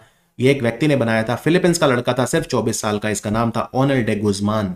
उसने ये बनाया था। तो ये हो सकता है शायद एमसीक्यू पूछ लें, नॉट श्योर। लेकिन क्योंकि इतना ज्यादा लोकप्रिय था ये आई लव यू, उस समय तबाही इसने जो मचाई थी, जैसे वानाक्राई ने जो हालत करी थी ना, असली में आसुर वो रैंसमवेयर था जो वानाक्राई, उसने जो हालत करी थी वही हालत आई लव यू ने करी थी सन 2000 में। 1 करोड़ कंप्यूटर में फैल गया था। आप सोचिए क्या स्पीड रही होगी। अब हम बात करते हैं ट्रोजन हॉर्स। ये बहुत आसान है। देखो, ट्रोजन हॉर्स के पीछे एक बहुत लंबी कहानी है, लेकिन बड़े शॉर्ट में बता देता हूं। इनफैक्ट एक मूवी आई थी द ट्रॉय, उसमें भी उसका वर्णन है ट्रोजन हॉर्स का। देखो, ट्रोजन हॉर्स है छुपा हुआ। ये बेसिकली क्या है ना, जैसे एक राजा था, तो युद्ध चल रहा था। आप ऐसे सोचिए, ये एक किला है, इस किले में ये राजा बैठा है, और ये दूसरा राजा है जिसकी सेना बाहर है, और ये इस पे अटैक कर रहा है। लेकिन ये जीत ही नहीं पा रहा, किले के अंदर जा ही नहीं पा रहा, किले को भेद नहीं पा रहा। तो इसने क्या वो बनाई, इसने कहा मैं आपसे दोस्ती करना चाहता हूं और मैं आपको एक गिफ्ट देना चाहता हूं। तो इस राजा ने कहा हाँ जी, भेज दीजिए गिफ्ट। उसने गिफ्ट में क्या भेजा, उसने लकड़ी के घोड़े भेजे। लकड़ी के बड़े बड़े घोड़े गिफ्ट के तौर पे, ये मेरी तरफ से हस्तशिल्प हाथों से बनाए हुए बढ़िया लकड़ी के बड़े बड़े घोड़े। और उन घोड़ों के अंदर क्या छुपा दिए, अपने सैनिक। अब जब ये बड़े बड़े घोड़े लकड़ी के अंदर गए, किले के अंदर, वहां सैनिक निकल गए। उन सैनिकों ने जो है किला भेद दिया, राजा को मार दिया, जंग जीत ली। ये कहानी है इसकी। इसलिए इसे क्या बोलते हैं, ट्रोजन हॉर्स। यानी अब ये जो लकड़ी के घोड़े थे, ये कैसे लग रहे थे, ये तो बिल्कुल हार्मलेस लग रहे थे। तो हार्मलेस चीज में जब हार्मफुल चीज छुपा के भेज दोगे तो ट्रोजन है वो। समझ में आया आपको। ये दिखता कैसा है, बिल्कुल हार्मलेस नहीं, मैं तो बिल्कुल हार्मलेस हूं, मैं तो कोई नुकसान नहीं पहुंचाऊंगा, बिल्कुल हार्मलेस, बट उसके अंदर सैनिक छुपे हैं, तो वो होता है ट्रोजन हॉर्स। इसकी कहानी एक्चुअल में यही है ट्रोजन हॉर्स की, इसलिए इसे ट्रोजन हॉर्स कहा जाता है, ट्रोजन हॉर्स। तो ये कहानी है। आप एक मूवी देखेंगे द ट्रॉय, उसमें भी इस कहानी का जिक्र है। तो ट्रोजन हॉर्स जो होता है, ये एक तरह का मालवेयर होता है। कई बार हम इसे ट्रोजन हॉर्स वायरस भी बोल देते हैं। तो लेकिन ये एक तरह का मालवेयर होता है जो क्या करता है, आपके कंप्यूटर में डाउनलोड हो जाएगा disguised as a legitimate program. यानी आपके कंप्यूटर में जब डाउनलोड होगा तो आपको लगेगा बिल्कुल ये तो हार्मलेस है, लेजिटिमेट चीज है, एकदम एकदम एकदम वैध चीज है, एकदम बढ़िया ऑफिशियल चीज है, कोई लेजिटिमेट प्रोग्राम है, एकदम हार्मलेस है, लेकिन वो छुपा हुआ है। डिसगाइज मतलब छुपा हुआ। समझ में आया। तो ट्रोजन हॉर्स उसे कहा जाता है। और वायरस जो होता है वो अपने आप को रेप्लिकेट करता है वॉर्म अपने आप को रेप्लिकेट करता है। ट्रोजन हॉर्स रेप्लिकेट नहीं कर सकता। समझ में आया। तो ये कुछ एमसीक्यू के लिए ये चीजें हैं कि इनमें पूछ लें, इनमें से कौन सी अच्छी चीज है जो अपने आप को रेप्लिकेट नहीं कर सकती। रेप्लिकेट मतलब क्या, अपनी कॉपी नहीं बना सकती। एक की 1 लाख कॉपी बना दी, वो काम ये नहीं कर सकते। वो वायरस और वॉर्म कर सकते हैं। और वायरस और वॉर्म में क्या फर्क है, वॉर्म को होस्ट नहीं चाहिए, वायरस को होस्ट चाहिए। Understood now, crystal clear. Virus, worm और ट्रोजन हॉर्स में क्या फर्क होता है। तो ये है ट्रोजन हॉर्स आपका। तो ट्रोजन हॉर्स कैसे फैलता है, कैसे भी आ सकता है। आपके पास कोई ईमेल आ गया, उसमें आपको लगा यार कोई बहुत सही चीज है। मान लो मैंने आपको, ध्यान से सुनना, मान लो मैंने आपको पता है मेरी ईमेल है gaurav@studyIQ.com। ये आप सबको पता है, ठीक है। अब किसी व्यक्ति ने क्या प्लान बनाया, यार इसका मिसयूज करते हैं। कैसे, उसने एक वेबसाइट का डोमेन खरीद लिया और उसका नाम रख दिया studyIIQ.com, और उस पर फिर उसने अपना ईमेल बना लिया। ईमेल बन गया gaurav@studyIIQ.com। अब वो 2 आई एक साथ हैं, वो आपको एकदम से नजर नहीं आएंगे, आपको लगेगा हाँ gaurav@studyIQ.com से ही आया है। उसने क्या करा, सब्जेक्ट लाइन में लिख दिया PDF of 1 year current affair. आप खुश हो गए, अरे वाह, गौरव सर ने 1 साल का करंट अफेयर PDF भेजा। आप एकदम जो है मस्त, आपने ईमेल खोला, करो डाउनलोड, आपने कर लिया। यानी वो कैसा दिख रहा था आपको, एकदम लेजिटिमेट लुकिंग ईमेल दिख रहा था। आपके पास कहाँ इतना टाइम है, आप चेक करोगे gaurav@study, अच्छा 2 आई हैं इसमें, मिलता जुलता है, नहीं नहीं नहीं, आपने वो डाउनलोड कर लिया, उसमें छुपा दिया वायरस। वो वायरस आपके कंप्यूटर में आ गया। तो क्या है वो, ट्रोजन हॉर्स है। दिख कैसा रहा था, एकदम लेजिटिमेट, हार्मलेस, आ गया कंप्यूटर में, और बस जब वो कंप्यूटर में आया, आपने वो मलिशियस फाइल डाउनलोड कर लिया, उसमें जो मर्जी छुपा दो। समझ में आया। तो ट्रोजन हॉर्स जो होता है ना, वो आपके किले को भेद देता है, और उसके बाद फिर बाकी वायरस या बाकी मालवेयर को आपके कंप्यूटर में पहुंचाना आसान हो जाता है। जैसे जब वो सैनिक अंदर गए घोड़ों में बैठ के, उन्होंने क्या किया, दूसरे सैनिकों को कहा आ जाओ। तो ट्रोजन हॉर्स ने आपका किला एक बार भेद दिया, उसके बाद बाकी सबको बुला लो। अब बात करते हैं रेट्रो वायरस। अब किसी ने दिमाग ये लगाया कि कंप्यूटर में अगर एंटीवायरस है तो मैं तो वायरस पहुंचा ही नहीं पाऊंगा, क्या कोई ऐसा वायरस बना सकता हूं जो एंटीवायरस को ही मार दे। देखिए, जो ये खुराफाती दिमाग होते हैं ना, जो क्रिमिनल माइंड वाले लोग होते हैं, इनका दिमाग की कोई सीमा नहीं होती। उसको रेट्रोवायरस नाम दिया गया। तो रेट्रोवायरस क्या होता है, रेट्रोवायरस मतलब एक ऐसा वायरस जो एंटी वायरस है समझ गए। एंटीवायरस क्या होता है? जो वायरस को मारे, और जो एंटीवायरस को मारे यानी एंटीवायरस, उसको बोलते हैं रेट्रोवायरस। Is that understood? चलिए, अब एक वर्ड होता है ट्रैप डोर या बैकडोर। बैकडोर या ट्रैप डोर मतलब, इसको पहले मैं एक एग्जांपल से समझाता हूं, तब आप समझोगे। आपका ये घर है, आप उसके स्वामी हैं, मतलब आप उसके मालिक हैं। अब घर में एक सीक्रेट द्वार आपने छोड़ रखा है, सीक्रेट रास्ता जो सिर्फ आपको पता है और आपकी पत्नी को पता है और किसी को नहीं पता। और वो आपने सीक्रेट रास्ता क्यों वो किया, क्यों आपने वो छोड़ा? कि भाई कल को घर में मान लो कोई दिक्कत हो जाए, आग लग जाए या चोर आ जाए, हमें भागना हो, तो आपने अपना जो कमरे कमरे बहुत सारे हैं घर में, एक कमरे के कहीं नीचे से आपने एक सुरंग बना ली बाहर तक की। ठीक है? और ये आपकी हेल्प करने के लिए आपने बनाई थी कि भाई कभी आग लग जाए घर में तो यहां से भाग जाएंगे। जैसे वो हुआ था ना महाभारत में, वो लाक्षा ग्रह हुआ था, वो पांडवों को आग लगा दी थी वो घर में और वो भाग गए थे और वो सब, उसी तरह का कुछ। तो आपने घर में एक सुरंग बना रखी है छोटी सी कि जरूरत पड़े तो भाग जाएंगे।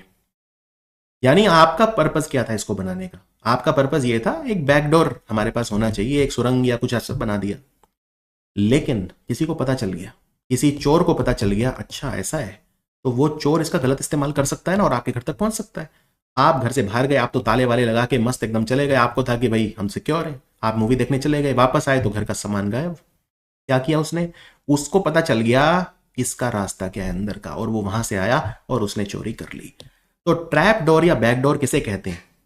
कई बार कोई प्रोग्राम है, सॉफ्टवेयर है, ऐप है, अलग अलग नाम होते हैं, उसको बनाने वाला जो डिजाइनर है, ध्यान से सुनिए, जिसने वेब डेवलपर, ऐप डेवलपर, ये जो लोग होते हैं ना, ऐप डेवलपर, इंजीनियर वगैरह जो होते हैं, उन्होंने क्या किया, कोई एक लूप होल छोड़ दिया उसमें कि कल को कोई दिक्कत आती है ऐप में, उसमें तो ये है, हम इजी एक्सेस ऐप में ले लेंगे और उसको हम वो कर सकते हैं। मान लो ऐप हैक हो गई, अब हैक हो गई तो आप सीधे सीधे ऐप में नहीं घुस पाओगे, तो एक होल छोड़ दिया कि भाई यहां से हम जो है वो कर सकते हैं, या कुछ और दिक्कत हो गई, तो ये एक सीक्रेट एंट्री पॉइंट है आपके प्रोग्राम में या ऐप में या सॉफ्टवेयर में, जो सिर्फ डिजाइनर को पता है, जो जिसने वो ऐप डेवलपर है उसे पता है कि कल को अगर कोई सिक्योरिटी इशू हो जाता है तो हम जो है उसका इस्तेमाल कर लेंगे, उस बैकडोर से या ट्रैप डोर से हम अंदर घुस जाएंगे ऐप में।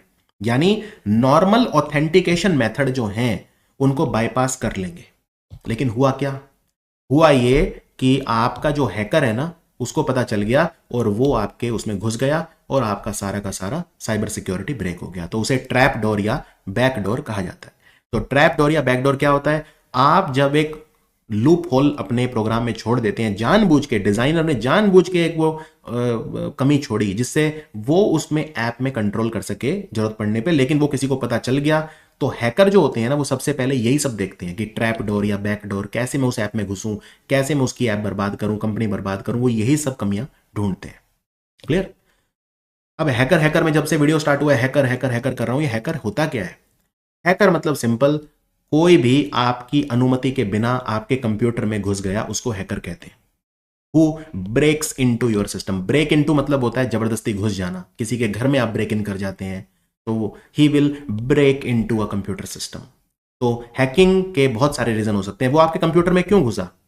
या तो वो मालवेयर कोई इंस्टॉल कर देगा, आपका डेटा चुरा लेगा, आपकी सर्विस डिसरप्ट कर लेगा, वो कुछ भी कर सकता है। लेकिन ध्यान रखिए, एथिकल रीजन की वजह से भी हैकिंग होती है। मान लो भारत सरकार को यह शक है कि कोई व्यक्ति है, मान लो कोई इसरो का साइंटिस्ट है, अभी पकड़ा गया था ना डीआरडीओ का साइंटिस्ट, वो हमारे सीक्रेट लीक कर रहा है पाकिस्तान को, तो वो क्या करेंगे, वो डीआरडीओ के इस साइंटिस्ट के कंप्यूटर में हैकर को, अपने जो भारत सरकार के हैकर हैं, जो सर्ट इन सुना है आपने, कंप्यूटर इमरजेंसी रिस्पॉन्स टीम, हमारा मिनिस्ट्री ऑफ इलेक्ट्रॉनिक्स आईटी जो है, ये सब आपने सुने होंगे, तो उनको जो हमारी भारत सरकार के हैकर हैं हाई लेवल के, उनको कहेंगे इस कंप्यूटर के ये जो डीआरडीओ का साइंटिस्ट है, इसके कंप्यूटर में घुस जाओ और देखो क्या कर रहा है। तो वो एथिकल हैकिंग है, आप राष्ट्र सुरक्षा के लिए जो है वो कर रहे हो, एथिकल रीजंस की वजह से भी हैकिंग होती है, ऐसी बात नहीं है। तो हैकर 3 तरह के होते हैं, ये एमसीक्यू है। सबसे पहला होता है व्हाइट हैट हैकर, सफेद टोपी वाला हैकर, जिसको एथिकल हैकर बोलते हैं। ठीक है, वैसे भी देखिए सफेद रंग हमेशा अच्छी चीजों के लिए यूज होता है। तो व्हाइट हैट हैकर जो होता है या एथिकल हैकर होता है, ये क्या करते हैं, ये भी आपके कंप्यूटर में घुसेंगे, लेकिन ये ऑर्गेनाइजेशंस की हेल्प करने के लिए, जिससे उनकी सिक्योरिटी मजबूत हो।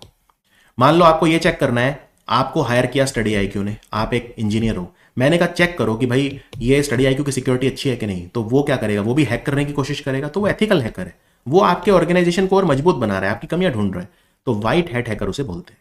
दूसरा होता है काली टोपी वाला हैकर, यानी ब्लैक हैट हैकर। ये क्या करेगा, इसकी हमेशा गंदी नियत होगी, मलिशियस इंटेंट होगी, ये मोटिवेटेड होगा मलिशियस इंटेंट से। ये आपके सिस्टम में घुस जाएगा बिना आपकी परमिशन के, आपके सिस्टम को हैक कर लेगा, वो भी इलीगली। एक होता है ग्रे हैट वाला, यानी सलेटी टोपी वाला हैकर। ये बीच में है, ना तो ये पूरा व्हाइट है और ना ये पूरा ब्लैक है। हाँ, इसके इंटेंशन खराब नहीं है, ठीक है, ये ब्लैक हैट वाले हैकर के साथ आपका डेटा शेयर नहीं करेगा, लेकिन हैकिंग ये कर लेगा, और हैकिंग तो देखिए इलीगली करेगा ये ऑब्वियसली, ठीक है, आपसे पूछ के नहीं करेगा। व्हाइट हैट वाला हैकर आपसे पूछ के हैकिंग करेगा, लेकिन जो ग्रे हैट वाला है वो आपसे पूछ के तो नहीं करेगा। तो ये कुछ बीच में है, इरादे बुरे नहीं है, लेकिन हैकिंग तो करी ना इसने। तो 3 तरह के हैकर होते हैं, और तीनों में कोई भी एमसीक्यू में आ सकता है। अब हम बात करते हैं स्पूफिंग। स्पूफिंग क्या होती है? तो देखिए, 2 वर्ड आप सुनेंगे और दोनों बहुत बच्चों को पता नहीं क्यों कंफ्यूजिंग लगते हैं, और मुझे तो बहुत ईजी लगते हैं, स्पूफिंग और फिशिंग। फिशिंग मतलब क्या? ये फिशिंग शब्द वहीं से आया, फिशिंग से, मछली पकड़ना। समुद्र में से जैसे मछली निकालते हैं ना, पकड़ के कांटा डाल के मछली, तो वो फिशिंग। वैसे ही आपके कंप्यूटर से सेंसिटिव डेटा निकालना। अब आप कभी एमसीक्यू में गलत नहीं करेंगे, ठीक है। मान लो क्वेश्चन आ गया, आपके कंप्यूटर से स्टील करना है डेटा, आपका क्रेडिट कार्ड इंफॉर्मेशन, पासवर्ड, ये उसे क्या बोलते हैं, स्पूफिंग या फिशिंग? हो गया, फिशिंग आंसर है, खत्म, वहीं पे फिशिंग। स्पेलिंग का ही तो फर्क है। क्लियर हुआ क्या फर्क होता है? तो आइए देखते हैं दोनों में क्या फर्क होता है। देखिए, स्पूफिंग मतलब होता है विश्वास जीतना, धोखा देना, चकमा देना, उसको स्पूफिंग बोलते हैं। ये एक ब्रॉड टर्म है, ये एक साइकोलॉजिकल बिहेवियर होता है। सोशल इंजीनियरिंग आपने वर्ड सुना होगा, मैनिपुलेट करना, मनोवैज्ञानिक तौर पर किसी को मैनिपुलेट करना। तो स्पूफिंग एक बहुत ही ब्रॉड टर्म होता है, यानी एक ऐसा बिहेवियर जिसमें एक साइबर क्रिमिनल क्या करता है, अपने आप को ऐसे दिखाता है कि बहुत ही ट्रस्टेड पर्सन है वो, और उसका नियत क्या है, बस आपके डिवाइस में घुस जाएं, बस इसको स्पूफिंग बोलते हैं। हाँ, अब घुस गए तो घुस के इंफॉर्मेशन निकालेंगे, उसे फिशिंग बोलते हैं। मछली पकड़ना समुद्र में से, चीजें निकालना, डेटा निकालना, आपका गुप्त डेटा निकालना, प्राइवेट डेटा निकालना, सेंसिटिव डेटा निकालना, वो फिशिंग है। स्पूफिंग क्या है? घुस जाना सिस्टम में, चकमा देके घुस गए बस अंदर, उसको स्पूफिंग बोलते हैं। यानी स्पूफिंग का अगला स्टेप होता है फिशिंग। स्पूफिंग, पहले स्पूफिंग करोगे, क्योंकि स्पूफिंग अगर नहीं करोगे तो फिशिंग कैसे करोगे? जब आप सिस्टम में घुसे नहीं पाए, चकमा नहीं दे पाए, तो फिशिंग कैसे करोगे? तो पहला स्टेप होता है स्पूफिंग, और दूसरा स्टेप होता है फिशिंग। तो अब मैं बताता हूं स्पूफिंग क्या होता है, कितने तरह का स्पूफिंग होता है, आपको बहुत ब्यूटीफुल एग्जांपल भी मैं दूंगा। स्पूफिंग एक ब्रॉड टर्म होता है, ये एक ऐसा व्यवहार है जब आप किसी का भरोसा जीतने की कोशिश करते हो, आप उसे मैनिपुलेट करते हो, आप उस पर्सन की साइकोलॉजी जान लेते हो, उसकी कमियां जान लेते हो, फिर उसको हिसाब से जो है आप उसको अटैक करने की या उसके सिस्टम में घुसने की कोशिश करते हो, राइट। आप आइडेंटिटी थेफ्ट करते हो, अपने आप को कोई और आइडेंटिटी से दिखाते हो। मान लो आपको पता चल गया कि कोई व्यक्ति थोड़ी सी फाइनेंशियल प्रॉब्लम्स में है। ध्यान देखिए, अब सोशल इंजीनियरिंग क्या होती है।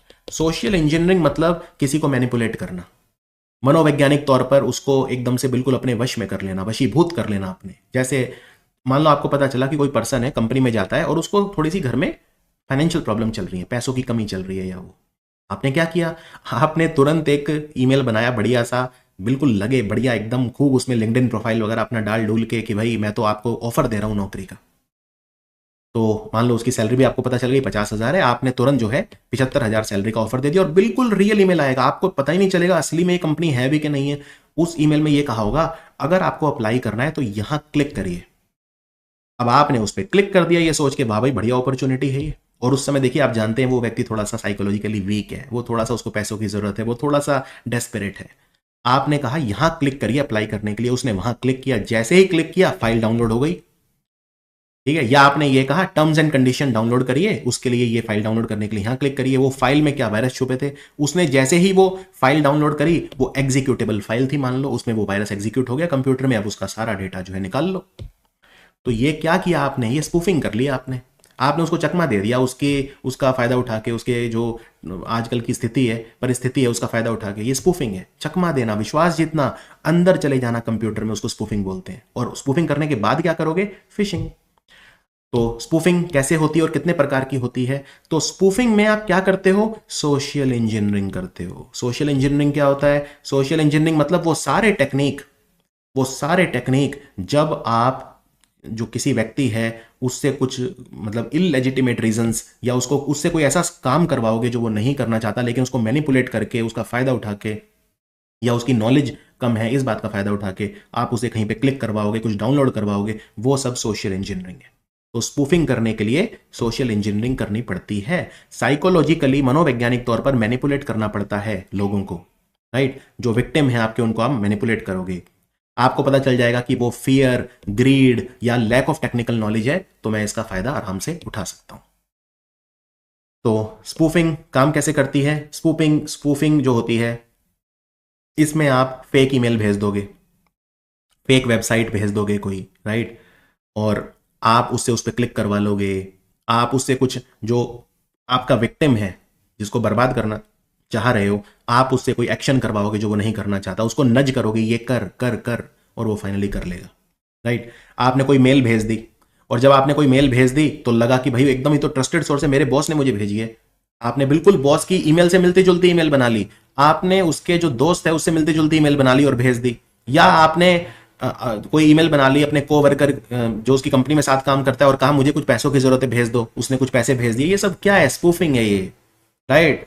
तो जो स्पूफर होते हैं, जो स्पूफिंग करते हैं, उन्हें पता होता है कैसे पर्सन को मैनिपुलेट करना है, साइकोलॉजिकली कैसे उसे तोड़ना है, कैसे मनोवैज्ञानिक तौर पर उसे धोखा देना है, चकमा देना है। तो चकमा देने को या धोखा देने को स्पूफिंग कहते हैं। और जब एक बार स्पूफिंग कर ली, घुस गए ना सिस्टम में, अब दे दिया ना चकमा, फिर क्या करोगे? फिर वही सब मालवेयर घुसा दो कंप्यूटर में। अब एंट्री तो मिल गई, अब जितने मर्जी वायरस डालो, उसको अनऑथराइज नेटवर्क एक्सेस कंट्रोल ले लो, एडमिनिस्ट्रेटिव एक्सेस ले लो, जो भी करना है करो, राइट। रैंसमवेयर अटैक कर दो कंप्यूटर के ऊपर। चलिए अब हम देखते हैं स्पूफिंग कितने तरह की होती है। तो स्पूफिंग बहुत तरह से हो सकती है। सबसे कॉमन होती है ईमेल के थ्रू, और मैं आपको एग्जांपल दिखाऊंगा। वेबसाइट के थ्रू स्पूफिंग होती है, फोन कॉल्स के थ्रू भी होती है, राइट। तो या फिर थोड़ी टेक्निकल चीजें हैं, जैसे आईपी एड्रेस स्पूफिंग होती है, एड्रेस रेजोल्यूशन प्रोटोकॉल यानी एआरपी स्पूफिंग होती है, domain name system DNS server की स्पूफिंग होती है, वगैरह वगैरह। तो अब मैं जैसे ईमेल स्पूफिंग का आपको एग्जांपल देता हूं। ईमेल पे कैसे चकमा दिया जाता है। ये ईमेल आया आपके पास कि आप जो है पेपैल के कस्टमर हैं। पेपैल एक वेबसाइट है पैसा ट्रांसफर करने के लिए, मैंने भी काफी यूज किया है पेपैल। ये जनरली फॉरेन उसके लिए यूज होता है, ट्रांजेक्शन के लिए। विदेश में आपको थोड़ा बहुत कहीं वेबसाइट पे करना है आपको, तो अपना क्रेडिट कार्ड नंबर आप नहीं डालना चाहते तो पेपैल की आईडी बना के उस पर अपना क्रेडिट कार्ड नंबर डाल लो, फिर पेपैल की आईडी से आप लॉगिन करके पेमेंट कर सकते हो। तो पेपैल ने आपको कहा, हमारे कस्टमर, ये ईमेल भेजा है उसने पेपैल ने आपको, कि पेपैल जो है उसने ये देखा कि आपका अकाउंट कॉम्प्रोमाइज हो गया है, अपने अकाउंट को ठीक करने के लिए यहां पे क्लिक करिए। आपने चेक ही नहीं करा, ये बिल्कुल असली ईमेल लग रहा है कि जैसे पेपैल ने भेजा है, कितना प्रोफेशनल ईमेल है। लेकिन देखिए ये कुछ फेक ईमेल बना दी, service@intelponline जो भी कुछ बना दिया ऐसे ही। आपने इस पर क्लिक करा, बस हो गया काम। समझ में आया आपको? और कंप्यूटर में मान लो आपके एंटीवायरस भी ना हो तो दिक्कतें बढ़ सकती हैं। ऐसे ही लिंक्डइन से आपको एक मेल आया, ये भी कोई फर्जी ईमेल से आया है लेकिन बिल्कुल प्रोफेशनल लग रहा है। देखिए उसने कहा कि लिंक्डइन जो आपका अकाउंट है वो हमें लग रहा है कि किसी ने कॉम्प्रोमाइज कर दिया, तो आप ये सिक्योरिटी चैलेंज पूरा करो। उसको पूरा करने के लिए यहां क्लिक करो। जब आप यहां क्लिक करेंगे तो वो आपको एक फेक लिंक्डइन वेबसाइट पे ले जाएगा, वो बिल्कुल लिंक्डइन जैसी दिखेगी। हो सकता है वो ऐसे हो कि भाई लिंक्ड IIN कुछ ऐसे बना दिया, मिलता जुलता नाम, ऊपर URL। और वैसे भी देखिए जब आप वेबसाइट पे गए, आपको मान लीजिए टेक्निकल नॉलेज तो है नहीं, तो आपको लगा रही है तो लिंक्डइन ही है बिल्कुल, और आपने उस पर अपनी आईडी भी डाल दी, पासवर्ड भी डाल दिया। अब तो वो जिसने फेक वेबसाइट बनाई उसे वैसे ही पता चल गया आपके सिस्टम में कैसे घुसना है, उसको आपका आईडी पासवर्ड तक पता चल गया। वो आपके असली लिंक्डइन अकाउंट पे जाके पता नहीं क्या क्या कर देगा। और जनरली क्या होता है, कई लोगों का पासवर्ड भी सेम होता है हर चीज पे, वही पासवर्ड उनका बैंक अकाउंट का है, वही पासवर्ड ईमेल का है, क्योंकि कौन इतना झंझट करे 10 पासवर्ड याद करे। तो कई लोग क्या करते हैं, सेम ही पासवर्ड रखते हैं हर चीज का। लो जी, बैंक अकाउंट का भी पासवर्ड मिल गया अब तो ये स्पूफिंग है। ये देखिए ये एक आया अमेजोन की तरफ से कि आपका अमेजोन अकाउंट काम नहीं कर रहा है, बिलिंग इशू है, तो अपनी पेमेंट इन्फॉर्मेशन डाल दो। अब आपने कहा अरे वाह वाह, अमेजोन पे मैं खरीद नहीं पाऊंगा, क्रेडिट कार्ड इन्फॉर्मेशन डाल देता हूं। चलो इस पे क्लिक करके क्रेडिट कार्ड इन्फॉर्मेशन डाल दी, पता चला फेक अमेजोन की वेबसाइट थी, क्रेडिट कार्ड इन्फॉर्मेशन आपने दे दी, वो उससे ऑनलाइन शॉपिंग कर लेगा। इवन मैं आपको बताऊं, अभी 2 हफ्ते पहले मेरा नेटफ्लिक्स अकाउंट हैक हो गया था। मेरा अपना खुद का पर्सनल नेटफ्लिक्स अकाउंट किसी ने कहीं क्यूबा वगैरह पता नहीं कहां, अर्जेंटीना वगैरह कहां से हैक करा था, और मेरा नेटफ्लिक्स अकाउंट हैक था। और बड़ी मुश्किल से मैंने कैसे उसको रिकवर करा है वो मेरा दिल जानता है। वो तो अच्छी बात है, मेरे पासवर्ड वगैरह डिफरेंट हैं हर उस पर, मुझे नॉलेज है साइबर सिक्योरिटी की। अब वेबसाइट स्पूफिंग भी होती है, वेबसाइट पे कर लो वही काम, ईमेल भेज रहे हो मिलते जुलते, या वो वेबसाइट पे कर लो वो काम। जैसे फॉर एग्जांपल ये देखो, ये किसी ने आपको लिंक भेजा कि अमेजोन पे डिस्काउंट चल रहा है 50%, यहीं पे तुरंत क्लिक करके अभी ले लो, आपने क्लिक कर दिया और अमेजोन खुल भी गया। लेकिन ध्यान से देखो, ये अमेजोन नहीं है, amazonx.com कुछ ऐसे बना दिया, मिलता जुलता नाम। अब आप इस पे आए, अरे भाई तो बिल्कुल अमेजोन है, आपने अपना ईमेल डाल दिया, पासवर्ड डाल दिया और आपने शॉपिंग भी कर ली, पेमेंट भी कर दी 50% ऑफ पे। घर कुछ आया नहीं, 2 हफ्ते बाद आपने देखा भाई क्या हो गया मेरे साथ। तो ये सब भी होता है। डीएनएस स्पूफिंग होती है। ये थोड़ी टेक्निकल चीज हो गई, लेकिन चलो बता देता हूँ क्योंकि आगे काम आएगी आपको, स्निफिंग वगैरह जब समझोगे आप। डायग्राम के थ्रू समझा देता हूँ शॉर्ट में। जैसे आप ये बैठे हो घर में आराम से, आपने कोई वेबसाइट की रिक्वेस्ट डाली। मान लीजिए आपको कोई वेबसाइट खोलनी है, ठीक है। वेबसाइट का नाम है, मान लेते हैं, चलिए यही ले लेते हैं, बुक माई शो। आपको कोई bookmyshow.com, आपने रिक्वेस्ट डाली, रिक्वेस्ट ही डालोगे, टीसीपी आईपी रिक्वेस्ट जाएगी और वो ट्रांसफर कंट्रोल प्रोटोकॉल, वो सब आपको पता है। अब आप वेबसाइट का जो सर्वर है उससे क्या मांग रहे हो, कंटेंट। भाई वेबसाइट खोलो मेरी। बीच में एक हैकर बैठ गया। हैकर ने क्या करा, ये एक फ्रॉड डीएनएस एंट्री डाल दी। डीएनएस एंट्री क्या होता है, domain name system, right. DNS link होता है इंटरनेट से, राइट, और इंटरनेट प्रोटोकॉल जो उस पर फोकस करता है वो डीएनएस सर्वर होता है, वो रिक्वायर होता है वर्किंग ऑफ द डीएनएस। तो उसने एक फ्रॉड एंट्री डाल दी डीएनएस की। यहां पे आपने जेन्युइन रिक्वेस्ट भेजी, आपको किस पे जाना है, असली वेबसाइट पे जाना है। असली वेबसाइट मतलब bookmyshow.com। इसने ये फ्रॉड डीएनएस एंट्री डाल के आपको भटका दिया। तो अब आपकी रिक्वेस्ट इस वेबसाइट पे नहीं गई, इस वेबसाइट पे गई कोई फ्रॉड वेबसाइट। ये भी बिल्कुल बुक माई शो से मिलती जुलती होगी, ठीक है। तो आपने जो है ये रिक्वेस्ट आप किसी फेक वेबसाइट पे चली गई और फिर आपके पास जो कंटेंट आएगा लौट के, डेटा पैकेट आते हैं ना। एक बार नेटवर्किंग और इंटरनेट वाला चैप्टर देख लो, इंटरनेट कैसे काम करता है, बहुत ही डिटेल में समझाया है, ठीक है। ये डेटा पैकेट आते हैं वापस आपके पास, फिर वेबसाइट धीरे धीरे खुलती है, पैकेट पैकेट आते हैं डेटा के। तो वो असली वेबसाइट से नहीं आ रहे, अब ये फ्रॉड वेबसाइट से आ रहे हैं, फ्रॉड वेबसाइट खुल रही है। तो हैकर ने क्या करा, डीएनएस स्पूफिंग कर ली। अब ये फेक वेबसाइट खुलेगी बुक माई शो, और उस पर आप जो भी खरीदोगे, जो भी करोगे, क्रेडिट कार्ड इन्फो डालोगे, यूपीआई कुछ तो करोगे उस पर, तो बस वो डीएनएस स्पूफिंग कर ली पूरा। इसको डीएनएस कैश पॉइजनिंग भी बोलते हैं, अंडरस्टूड। इसमें ऑनलाइन ट्रैफिक आपका जो है वो एक फेक वेबसाइट पे चला जाएगा बजाय एक रियल वेबसाइट के। तो हैकर ने एक फ्रॉड डीएनएस एंट्री डाल के आपको भटका दिया। इसी तरह आईपी स्पूफिंग होती है, आईपी एड्रेस वगैरह की हो जाती है। उसमें क्या होता है, एक अटैकर जो होता है वो अपना असली आईपी एड्रेस छुपा देगा, उसकी बजाय फेक आईपी एड्रेस जो है उसके थ्रू वो अनऑथोराइज्ड एक्सेस ले लेगा आपके सिस्टम में। ऐसे कॉलर आईडी स्पूफिंग होती है। कॉलर आईडी में अटैकर क्या करेगा, अपनी कॉलर आईडी को मैनिपुलेट कर लेगा। ऐसे लगेगा आपको ट्रस्टेड सोर्स से फोन आ रहा है, किसी बैंक से आ रहा है। जैसे मान लो caller ID Truecaller, India में ट्रू कॉलर यूज करते हैं लोग। ट्रू कॉलर पे से फोन आया आपको, मतलब कोई नॉर्मल फोन आया, ट्रू कॉलर पे दिखा रहा है एचडीएफसी बैंक कॉलिंग। आपको लगेगा भाई ये तो एचडीएफसी बैंक असली में कॉल कर रहा है। उसने आपको कोई इररेजिस्टेबल ऑफर दे दिया कि भाई जो है मेरे यहाँ पैसा डिपॉजिट करो, एक लिंक आएगा उस पर क्लिक करो। अब हो सकता है आप ना फंसो, आपको नॉलेज है, लेकिन एक आम आदमी सोचिए, आपने मेवात का नाम सुना होगा, हरियाणा में एक जगह है मेवात। आपने जामताड़ा का नाम सुना होगा जो झारखंड में, आप ये इलाके हैं इन चीजों के, आप अखबार में हर रोज पढ़ते हैं कि Mewat is the new Jamtara. ये सब क्या क्या करते हैं, ये सब लोग यहीं बैठ के ये अड्डे बने हुए हैं। हर शहर में कोई ना कोई एक शहर ऐसा है, अड्डा है जो इन चीजों का हब है। तो ये वो वाली चीज है ये, राइट। तो ये कॉलर आईडी स्पूफिंग हो जाती है। बिल्कुल एक ऐसा लगेगा ट्रस्टेड सोर्स से कोई फोन आ रहा है, बैंक से आ रहा है, वो आ रहा है, और आप अपनी सेंसिटिव इन्फॉर्मेशन देते हुए हिचकोगे नहीं, क्योंकि कॉलर आईडी ने आपको दिखाया कि वो तो बढ़िया है।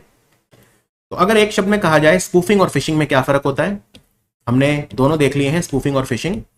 तो स्पूफिंग क्या है, स्पूफिंग एक ऐसी टेक्निक है जिसमें आप अपने आप की असली आइडेंटिटी छुपाते हो। अपने छुपाना मतलब डिस्गाइज करना। आप जो है एक ऐसी अपनी जो डिस्गाइज करते हो आइडेंटिटी, राइट, तो उसको स्पूफिंग बोलते हैं, चकमा देते हो। और फिशिंग क्या होता है, फिशिंग मतलब आपने उसको ट्रिक करके अब उसका पर्सनल डेटा या सेंसिटिव इंफॉर्मेशन निकाल लिया। यानी स्पूफिंग मतलब होता है आइडेंटिटी थेफ्ट और फिशिंग मतलब होता है स्टीलिंग इंफॉर्मेशन। अब आप कभी नहीं भूलोगे लाइफ में, राइट। तो स्पूफिंग हमने खत्म किया, अब फिशिंग को थोड़ा सा डिटेल में देख लेते हैं। फिशिंग भी वही है, साइबर अटैक है आपके ऊपर, आपका क्रिटिकल डेटा चुरा लेना, वही पासवर्ड, क्रेडिट कार्ड डेटा और वही सब। आपको ईमेल आएगा, मैसेज आएगा, लिंक आएगा, पहले स्पूफिंग हो गई, आइडेंटिटी वगैरह वो हो गई, आपने क्लिक कर दिया और अब जो है आपका डेटा चोरी होना शुरू। तो ये भी उसी सबसे होता है, ईमेल फिशिंग होती है। ईमेल फिशिंग में भी मलिशियस ईमेल आते हैं आपको, सबसे कॉमन जो होता है वो यही होता है, ईमेल के थ्रू फिशिंग होता है। फिर स्पीयर फिशिंग, स्पीयर फिशिंग क्या होता है, ये सब एमसीक्यू क्वेश्चन। स्पीयर फिशिंग क्या होता है, स्पीयर फिशिंग ये होता है कि एक स्पेसिफिक टारगेट है, उसके लिए एक, देखो ये ईमेल फिशिंग तो जनरल होती है, जैसे उन्होंने 10 लाख लोगों को भेज दी कि चलो 10 लाख में 100 तो फंस जाएंगे। ये होती है general email fishing. Mass level पे उसने एक ट्रस्टेड ईमेल भेज दिए कि बिल्कुल असली असली दिखने वाले ईमेल भेज दिए, 10 लाख लोगों को भेज दिए उसने, राइट। लेकिन स्पीयर फिशिंग होता है किसी खास पर्सन को, स्पेसिफिक टारगेट को अटैक करने के लिए। कोई खास इंडिविजुअल है, खास बिजनेस या ऑर्गेनाइजेशन है, तो उसके लिए स्पीयर फिशिंग होती है, राइट। तो जैसे मैं आपको जानता हूं तो आपके बॉस की ईमेल बना रहा हूं, तो आपको खास आपके लिए एफर्ट कर रहा हूं, तो वो है स्पीयर फिशिंग। फिर होती है व्हेलिंग। व्हेल मछली को फंसाओ। भाई छोटी मछली को क्या फंसाओगे, बड़ी मछली को फंसाओ, व्हेल मछली। तो जब आप किसी सीईओ को फंसाते हो, सीईओ की फिशिंग करते हैं, तो उसे व्हेलिंग बोलते हैं, ठीक है। तो इसमें क्या करते हैं, बिजनेस लीडर्स को फंसाओ, सीनियर एग्जीक्यूटिव्स को फंसाओ, उनका डेटा चुरा लो। तो ये भी जो है बहुत बड़े लेवल पे होती है, तो इसको व्हेलिंग कहा जाता है, व्हेलिंग। फिर होती है क्लोन फिशिंग।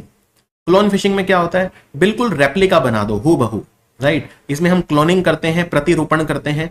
तो अटैकर क्या करेगा, अटैकर किसी जेन्युइन या लेजिटिमेट ईमेल का एकदम रेप्लिका बना देगा, राइट। तो इंडिविजुअल को यह लगेगा कि एकदम ऑथेंटिक ट्रस्टेड सोर्स से आई है। तो क्योंकि जो फॉर्ज्ड ईमेल है, नकली ईमेल, वो जेन्युइन ईमेल जैसी लगेगी, राइट, क्योंकि वो स्पूफ्ड ईमेल आईडी से आई है और उसमें वही मलिशियस लिंक छुपा रखे हैं, मालवेयर छुपा रखे हैं।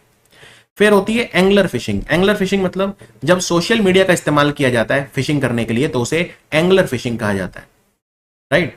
फेसबुक का इस्तेमाल, ट्विटर का इस्तेमाल, जब सोशल मीडिया का फिशिंग अटैक होता है तो उसे एंगलर फिशिंग बोलते हैं। अगेन आपकी पर्सनल इंफॉर्मेशन लेने के लिए। फिशिंग मतलब ही है पर्सनल इंफॉर्मेशन लेना, अलग अलग चीजों से ले रहे हो। एसएमएस भेज के ले रहे हो तो स्मिशिंग हो गया, एसएमएस, स्मिशिंग। स्मिशिंग मतलब जब आप टेक्स्ट मैसेज भेज रहे हो, एसएमएस भेज रहे हो यूजर को ट्रिक करने के लिए। आते हैं ना मैसेज आपके फोन पे कि इतना लोन अप्रूव हो गया, यहाँ पे क्लिक करिए, या आपकी लॉटरी निकली है, यहाँ पे क्लिक करिए। एसएमएस में ही लिंक होगा कोई, उसमें लिंक पे क्लिक किया, मोबाइल में कुछ डाउनलोड कर देंगे आपके।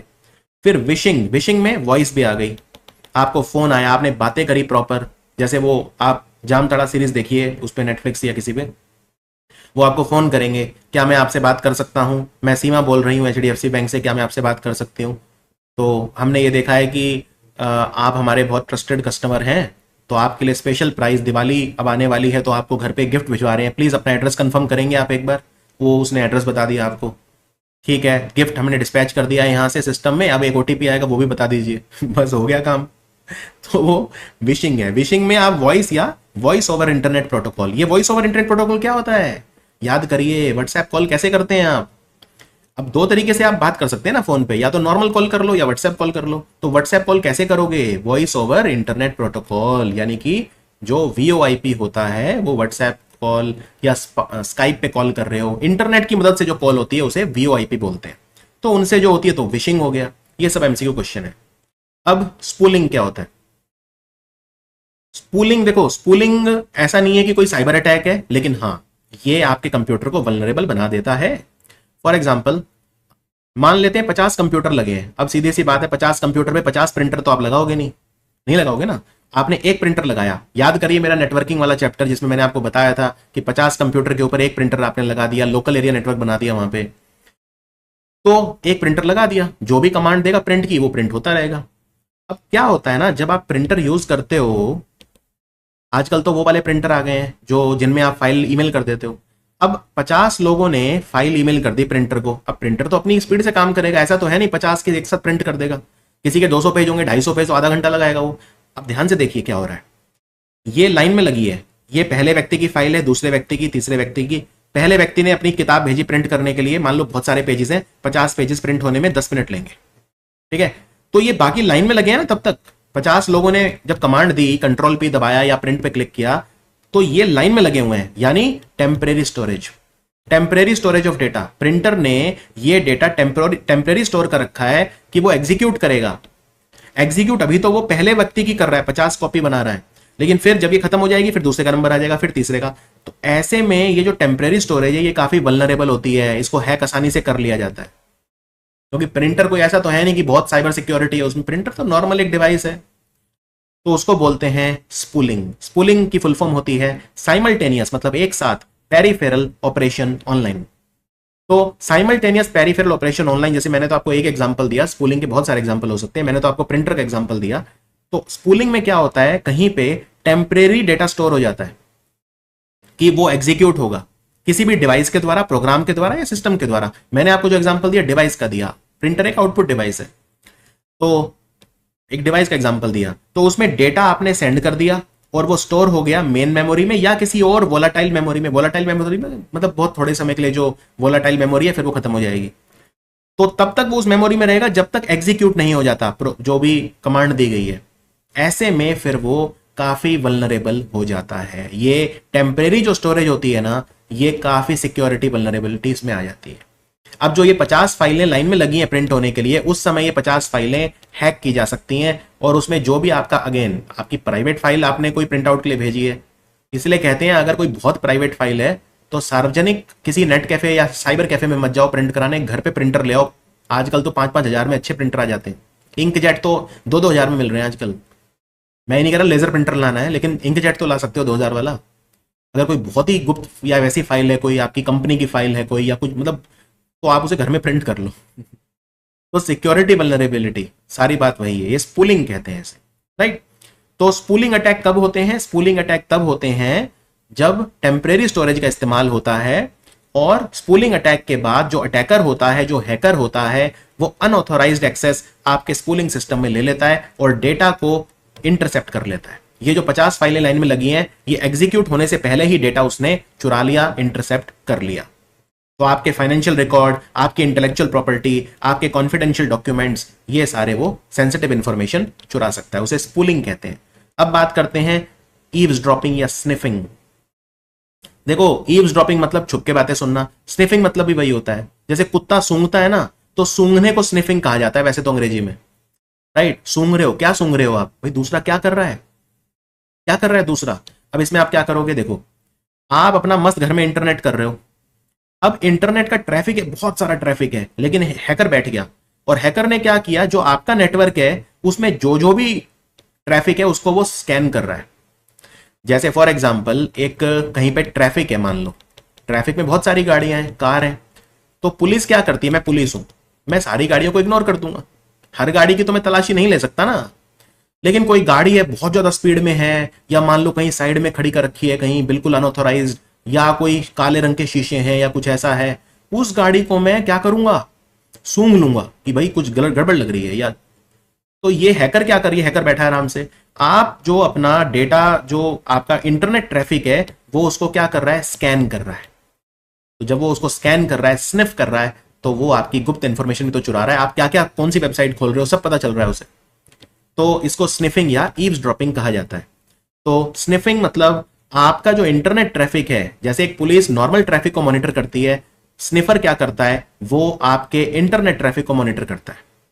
तो पैकेट स्निफर कहा जाता है इसे। पैकेट स्निफर आर प्रोग्राम्स और hardware devices that can spy on you and all of your internet activity. या तो कोई व्यक्ति हो सकता है या कोई ऑटोमेटिक प्रोग्राम हो सकते हैं, ऐसा नहीं है कि कोई बैठ के कर रहा है, वो तो समझाने के लिए बताना पड़ता है। तो पैकेट स्निफर जो होते हैं वो क्या करते हैं, आपका इंटरनेट ट्रैफिक कैप्चर कर लेंगे सारा और फिर उसको एनालाइज करेंगे कि आप क्या क्या खोल रहे हो, कौन कौन सी वेबसाइट खोल रहे हो, क्या क्या आप कर रहे हो। तो आपकी प्राइवेसी की सारी धज्जियां उड़ जाएंगी, राइट। जैसे गाड़ियां होती हैं एक रोड पे रोड ट्रैफिक बनाती हैं, वैसे ही इंटरनेट ट्रैफिक जो होता है उनमें डेटा के पैकेट्स होते हैं बहुत सारे। अब ये देखो, ये इंटरनेट ट्रैफिक है कहीं का, इसमें बहुत सारे डेटा के ये पैकेट हैं। तो कोई स्कैन कर रहा है, देख रहा है कि भाई इसमें किस पे नजर मारूं मैं। जैसे पुलिस देखती है कौन सी गाड़ी को मैं नजर मारूं, तो वो आपका डेटा, आपकी प्राइवेसी देख रहा है पूरी। इसको बोलते हैं स्निफिंग। अब ज्यादातर तो गाड़ियां हम इग्नोर कर देते हैं, मोस्ट कार हम इग्नोर कर देते हैं, राइट। लेकिन हम कुछ गाड़ियों को इन्वेस्टिगेट करेंगे। ऐसे ही जो आपका कंप्यूटर है वो मोस्ट ट्रैफिक को तो इग्नोर कर देगा फ्लोइंग थ्रू अ नेटवर्क, लेकिन वो कुछ खास डेटा के पैकेट हैं जिनको वो स्निफ करेगा, इंस्पेक्ट करेगा। तो जो स्निफर होते हैं वो एक टोल बूथ की तरह होते हैं। उनका काम है, जैसे टोल बूथ पे सारी गाड़ियां जो होती हैं उन पर नजर रखनी होती है, वैसे ही जो है स्निफर होते हैं जो ये सारे इंटरनेट को देखते रहते हैं और फिर उसमें अगर किसी ने कॉन्ट्रैक्ट दे दिया कि भाई इस पर्सन की डिटेल निकालो, तो वो फिर आपके पीछे पड़ जाएंगे। समझ में आया? अब वायरस सिग्नेचर क्या होता है और वायरस सिग्नेचर फाइल क्या होती है? वायरस सिग्नेचर मतलब उस वायरस की खास बात। कभी ये सोचा है एंटीवायरस जो होते हैं वो वायरस को मारते कैसे हैं? क्योंकि एंटीवायरस के अंदर सारे वायरसेस का डीएनए होता है। डीएनए मतलब, समझाने के लिए बता रहा हूं, ऐसा नहीं कि असली में डीएनए है कोई। जैसे मान लो एक लाश मिली, अब पता करना है भाई ये लाश किसकी है। तो पुलिस ने क्या किया, लाश की एक खून की बूंद ले ली या बाल ले लिया, उसमें से डीएनए निकाल लिया। डीएनए को डीएनए डेटाबेस में डाल दिया, मैच होकर 2 मिनट में पता चल गया भाई ये है, ये पर्सन था, यहां रहता था। डीएनए डेटाबेस है हमारे पास, एनसीआरबी के पास, नेशनल क्राइम रिकॉर्ड ब्यूरो। ऐसे ही जो आपके एंटीवायरस सॉफ्टवेयर है ना, उनके पास हर तरह के जो वायरस हैं उनके पास वो है, उनका पूरा वायरस सिग्नेचर है। इसको वायरस सिग्नेचर फाइल बन जाती है, उसको वायरस सिग्नेचर फाइल बोलते हैं। तो ये फाइल अपडेटेड होती रहती है, जैसे जैसे नए नए वायरस आते रहेंगे ये फाइल अपडेटेड होती रहेगी और आप प्रोटेक्टेड रहेंगे, राइट। तो वायरस सिग्नेचर क्या होता है पहले समझ लो। वायरस सिग्नेचर मतलब वायरस का जो कोड होता है, मलिशियस कोड, हार्मफुल कोड, बुरी नियत वाला कोड, उसका काम करने का पूरा तरीका वो सब एंटीवायरस के पास रहता है कि वायरस कैसे फाइल को इन्फेक्ट करता है, कैसे काम करता है। तो वायरस का पूरा ब्यौरा रहता है उनके पास, उसे बोलते हैं वायरस सिग्नेचर। वायरस कैसे काम करता है, क्या फुटप्रिंट छोड़ता है, कहां पे जाता है, उसका कोड क्या है, राइट। तो उसे बोलते हैं वायरस सिग्नेचर। और वायरस सिग्नेचर फाइल, उसमें सारे वायरसेस की जानकारी रहती है एक एंटीवायरस के पास, जिससे वो तभी तो उसको पकड़ेगा, राइट। एक एंटीवायरस है, अगर उसके अंदर सारे वायरस के सिग्नेचर नहीं है तो वो मैच एंड मिक्स करके पकड़ेगा कैसे, कुछ होना चाहिए ना। तो जितने भी वायरस हैं उन सबकी छाप एंटीवायरस के पास रहती है, तभी वो कहता है, ये छाप से मैच कर लेता है। मान लो उसने कोई फाइल स्कैन करी कंप्यूटर में, एंटीवायरस ने, उसमें कोई वायरस निकला, तो वो अपने डेटाबेस में मिलाएगा, फिर हाँ मैच हो गया, हाँ ये वाला है, ये वाला है। तो अब इस तरह के वायरस को कैसे न्यूट्रलाइज करें, तो वो फिर आपको सही तरीका बताएगा। ये जरूरी नहीं है कि हर वायरस को डिलीट किया जाए। एंटीवायरस अगर आपने कभी जीवन में यूज करा हो ना, तो मैं आपको बताता हूं, देखो एंटीवायरस आपके वायरस को पकड़ लिया उसने, ठीक है, तो वो आपको कहता है भाई ये वायरस जो है, या तो आप इसको डिलीट कर दो, वो खुद ही बताएगा क्या करना चाहिए। अब आप कहोगे तो साफ सबको ही डिलीट कर दो, बढ़िया है ना। नहीं, मान लो आपके विंडोज फाइल में चला गया वो। अब अगर विंडोज फाइल में चला गया, आपकी जो main file operating system file है, उसको डिलीट कैसे करोगे, कंप्यूटर बंद हो जाएगा, आपका स्टार्ट ही नहीं होगा। सिस्टम फाइल है भाई वो आपकी, तो वो कहेगा एक काम करो, डिलीट तो नहीं कर सकते इसे आप क्वारंटाइन कर दो। क्वारंटाइन मतलब आइसोलेट कर दो, यानी उस वायरस वाली फाइल को अलग बंद कर दो, जिससे कम से कम दूसरे में तो ना फैले। कोविड के टाइम में हम क्या कर रहे थे, अपने आप को क्वारंटाइन कर रहे थे, अपने आप को कमरे में बंद कर रहे थे। क्वारंटाइन मतलब कमरे में बंद कर लेना, जिससे दूसरों को ना फैले। अब सिस्टम फाइल में तो डिलीट नहीं कर सकते फिर आप उसे। ये मत सोचो कि वायरस कंप्यूटर में आ गया और उसको डिलीट कर दोगे फाइल को, नहीं नहीं नहीं, डिपेंड करता है किस तरह की फाइल है, क्या है। तो वो आप अच्छा एंटीवायरस अगर आपके पास होगा तो वो आपको खुद ही बता देगा क्या करना चाहिए, राइट। तो वायरस सिग्नेचर समझ में आया।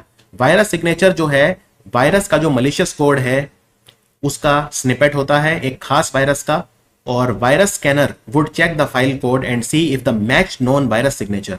मतलब वो उसको मैचिंग करता है, जैसे आप एक लाश का डीएनए मैच करते हो देखने के लिए कौन सा वायरस है और उसके खिलाफ क्या करना चाहिए, वैसे ही वायरस सिग्नेचर को पकड़ के एंटीवायरस बताता है कि ये है, क्योंकि वायरस का सिग्नेचर मेरे पास है, मैंने मैच कर लिया, ये है वो वायरस जो आपके कंप्यूटर में है, अब इसके खिलाफ क्या करना चाहिए वो मैं आपको बता रहा हूं। फार्मिंग क्या होती है, फार्मिंग अटैक मतलब सिंपल है, आप जाना चाहते थे किसी वेबसाइट पे, पहुंच गए किसी और वेबसाइट पे, और इसका मैंने आपको बताया था ना डीएनएस स्पूफिंग, याद आया, तो वही है फार्मिंग। तो फार्मिंग अटैक कैसे करते हैं हम, ये एक तरह का साइबर अटैक होता है जिसमें जो विक्टिम होता है उसको आप रीडायरेक्ट कर देते हो या ट्रिक कर देते हो इनटू विजिटिंग अ मलिशियस वेबसाइट, ठीक है। तो फार्मिंग अटैक मतलब बड़ा सिंपल है, आप जाना चाहते थे किसी वेबसाइट पे, आपको किसी फेक या फ्रॉड वेबसाइट पे भेज दिया, और उस वेबसाइट पे आपका डेटा आप टाइप करोगे तो सारा पर्सनल डेटा चुरा लिया। ये देखिए, आप ये बैठे हो, आप जाना चाहते हो कहीं और, ये हैकर बैठा है, हैकर ने मलिशियस डीएनएस एंट्री डाल दी, आपको भटका दिया फेक वेबसाइट पे, जाना चाहते थे रियल वेबसाइट पे, आपको फेक वेबसाइट पे भेज दिया। तो डीएनएस स्पूफिंग हम फार्मिंग के लिए करते हैं। उसके बाद है स्किमिंग। स्किमिंग मतलब क्या होता है, आपने क्रेडिट कार्ड अपना स्वाइप करा, उस पर मैग्नेटिक टेप लगी होती है ना, डेबिट कार्ड पे मैग्नेटिक टेप, तो मैग्नेटिक टेप का डेटा है वो चुरा लिया, स्किमिंग कर ली। या एटीएम में स्किमिंग कर ली, कैसे, देखो एटीएम में आप अपना कार्ड स्वाइप करने के लिए यहां पे डालोगे ना उसे, वहां जहां डालोगे वो कहीं तो स्वाइप होगा, इंफॉर्मेशन लेगा, उसी में एक अपना वो छुपा दो। उसी के अंदर क्या करते हैं ये लोग, एटीएम स्किमिंग कैसे होती है आपको बताता हूं। उसी में क्या करते हैं, देखो यहां देखो, ये देखो, आप इसी में डालते हो ना, ये इसमें अपना क्रेडिट कार्ड डालते हो, डेबिट वो डालते हो, एटीएम कम डेबिट कार्ड डालते हो। इसमें जब आपने अपना एटीएम, इन्होंने क्या करा, एक अपना इसके ऊपर अपना लगा दिया ये जो स्वाइप करने जिस चीज के अंदर कार्ड घुसाते हो, तो वो इसमें इसके ऊपर इन्होंने अपना खुद का लगा दिया और इसको लैपटॉप से जोड़ दिया, तो आपकी सारी डिटेल उनको मिल जाएंगी उनके लैपटॉप में। और पिन कैसे पता चलेगा, तो उसके लिए ये लोग क्या करते हैं, यहाँ छोटा सा कैमरा लगा देते हैं, तो जब आप अपना पिन नंबर डालोगे वहां, तो वो भी पता चल गया, बस हो गया काम। वो जो आपका डेटा इन्होंने स्किम कराया ना, उससे ये एक फेक कार्ड बना लेंगे और पिन आपका पता ही है। बस स्किमिंग करके हर साल ऐसा माना जाता है अमेरिका में कि 5 अरब डॉलर तक का नुकसान होता है लोगों को। इतना ज्यादा होता है स्किमिंग, इंडिया में बहुत ज्यादा होता है। ये देखो, ये एक और स्किमिंग का तरीका है। ये ये रियल फोटोज हैं बाय द वे। ये कार्ड डालने की जगह है एटीएम में। ये इन्होंने क्या करा, इसके ऊपर एक अपना लगा दिया ये, और इसको जोड़ दिया एक लैपटॉप से, और ऊपर साइड में छोटा सा कैमरा लगा दिया। तो पिन वहां से पता चल जाएगा और डेटा आपका यहां से पता चल जाएगा। ये जो डेटा मिला लैपटॉप वाला, इससे वो एक अपना खुद का कार्ड बना देंगे और पिन आपका पता ही है, और फिर उसके बाद तो बस जितना मर्जी आप कैश निकालो। तो इसको बोलते हैं स्किमिंग। स्किमिंग जनरली कहां कहां पे होती है? जहां पॉइंट ऑफ सेल मशीन है, जहां पे आप अपना क्रेडिट कार्ड या डेबिट कार्ड स्वाइप करते हो, या एटीएम हो गए, या even petrol pump. Petrol pump पे जब आप पेमेंट करते हो, डेबिट कार्ड स्वाइप वगैरह वो करते हो, वहां पे भी आपका जो है वो पिन और ये सब डेटा आपका कैप्चर हो जाता है। फिर क्रिमिनल इस डेटा का इस्तेमाल करके क्या करते हैं, फेक डेबिट या क्रेडिट कार्ड बना लेते हैं और विक्टिम के अकाउंट से पैसा चुरा लेते हैं। इसको स्किमिंग कहा जाता है। अब वीडियो खत्म करने से पहले, हमारा वीडियो खत्म है लेकिन एंटीवायरस भी आपको बता दें, क्योंकि क्वेश्चन सीधे आते हैं, एमसीक्यू मैंने देखे हैं, इनमें से कौन सा एंटीवायरस है ये पूछ लेते हैं। तो उसमें कुछ नाम तो फालतू के दे देंगे, कोई ब्राउजर के नाम दे देंगे कि भाई गूगल क्रोम, कुछ उसके नाम दे देंगे, कुछ एप्लीकेशंस के नाम दे देंगे, या सर्च इंजन के नाम दे देंगे। तो एंटीवायरस कौन कौन से हैं 6 बताऊंगा, ज्यादा नहीं, बस यही 6 से बाहर मैंने कभी क्वेश्चन नहीं देखा। एवीजी ये मैं यूज करता था क्योंकि ये फ्री था। स्टूडेंट लाइफ में उतना नहीं होता धन हमारे पास, तो एवीजी यूज करते थे हम, फ्री था उस समय। एंटीवायरस गार्ड इसकी फुल फॉर्म है, और ये चेक गणराज्य की राजधानी प्राग में हेडक्वार्टर है इसका। अवास्ट का भी हेडक्वार्टर चेक गणराज्य की राजधानी प्राग में है। कैस्परस्काई रशिया का है, मॉस्को। कैस्परस्काई पेड़ होता था, हम कभी यूज नहीं करते थे इसको, कैस्परस्काई को तो डालते थे लेकिन 30 दिन के बाद एक्सपायर हो जाता था। ये भी और नॉर्टन भी। नॉर्टन बहुत महंगा आता था तो कोई स्टूडेंट यूज नहीं करता था, हम सब एबीजी वाले थे। तो एक अवास्ट भी शायद मैंने किया यूज। तो मॉस्को रशिया का है कैस्परस्काई। नॉर्टन सबसे पॉपुलर था हमारे टाइम में, आज पता नहीं क्या स्थिति है। इसका हेडक्वार्टर एरिजोना अमेरिका में है। बिट डिफेंडर रोमानिया का है, बुकारेस्ट वहां की राजधानी, वहां का हेडक्वार्टर है। और मैकैफे जो है वो कैलिफोर्निया सांता क्लारा में इसका हेडक्वार्टर है।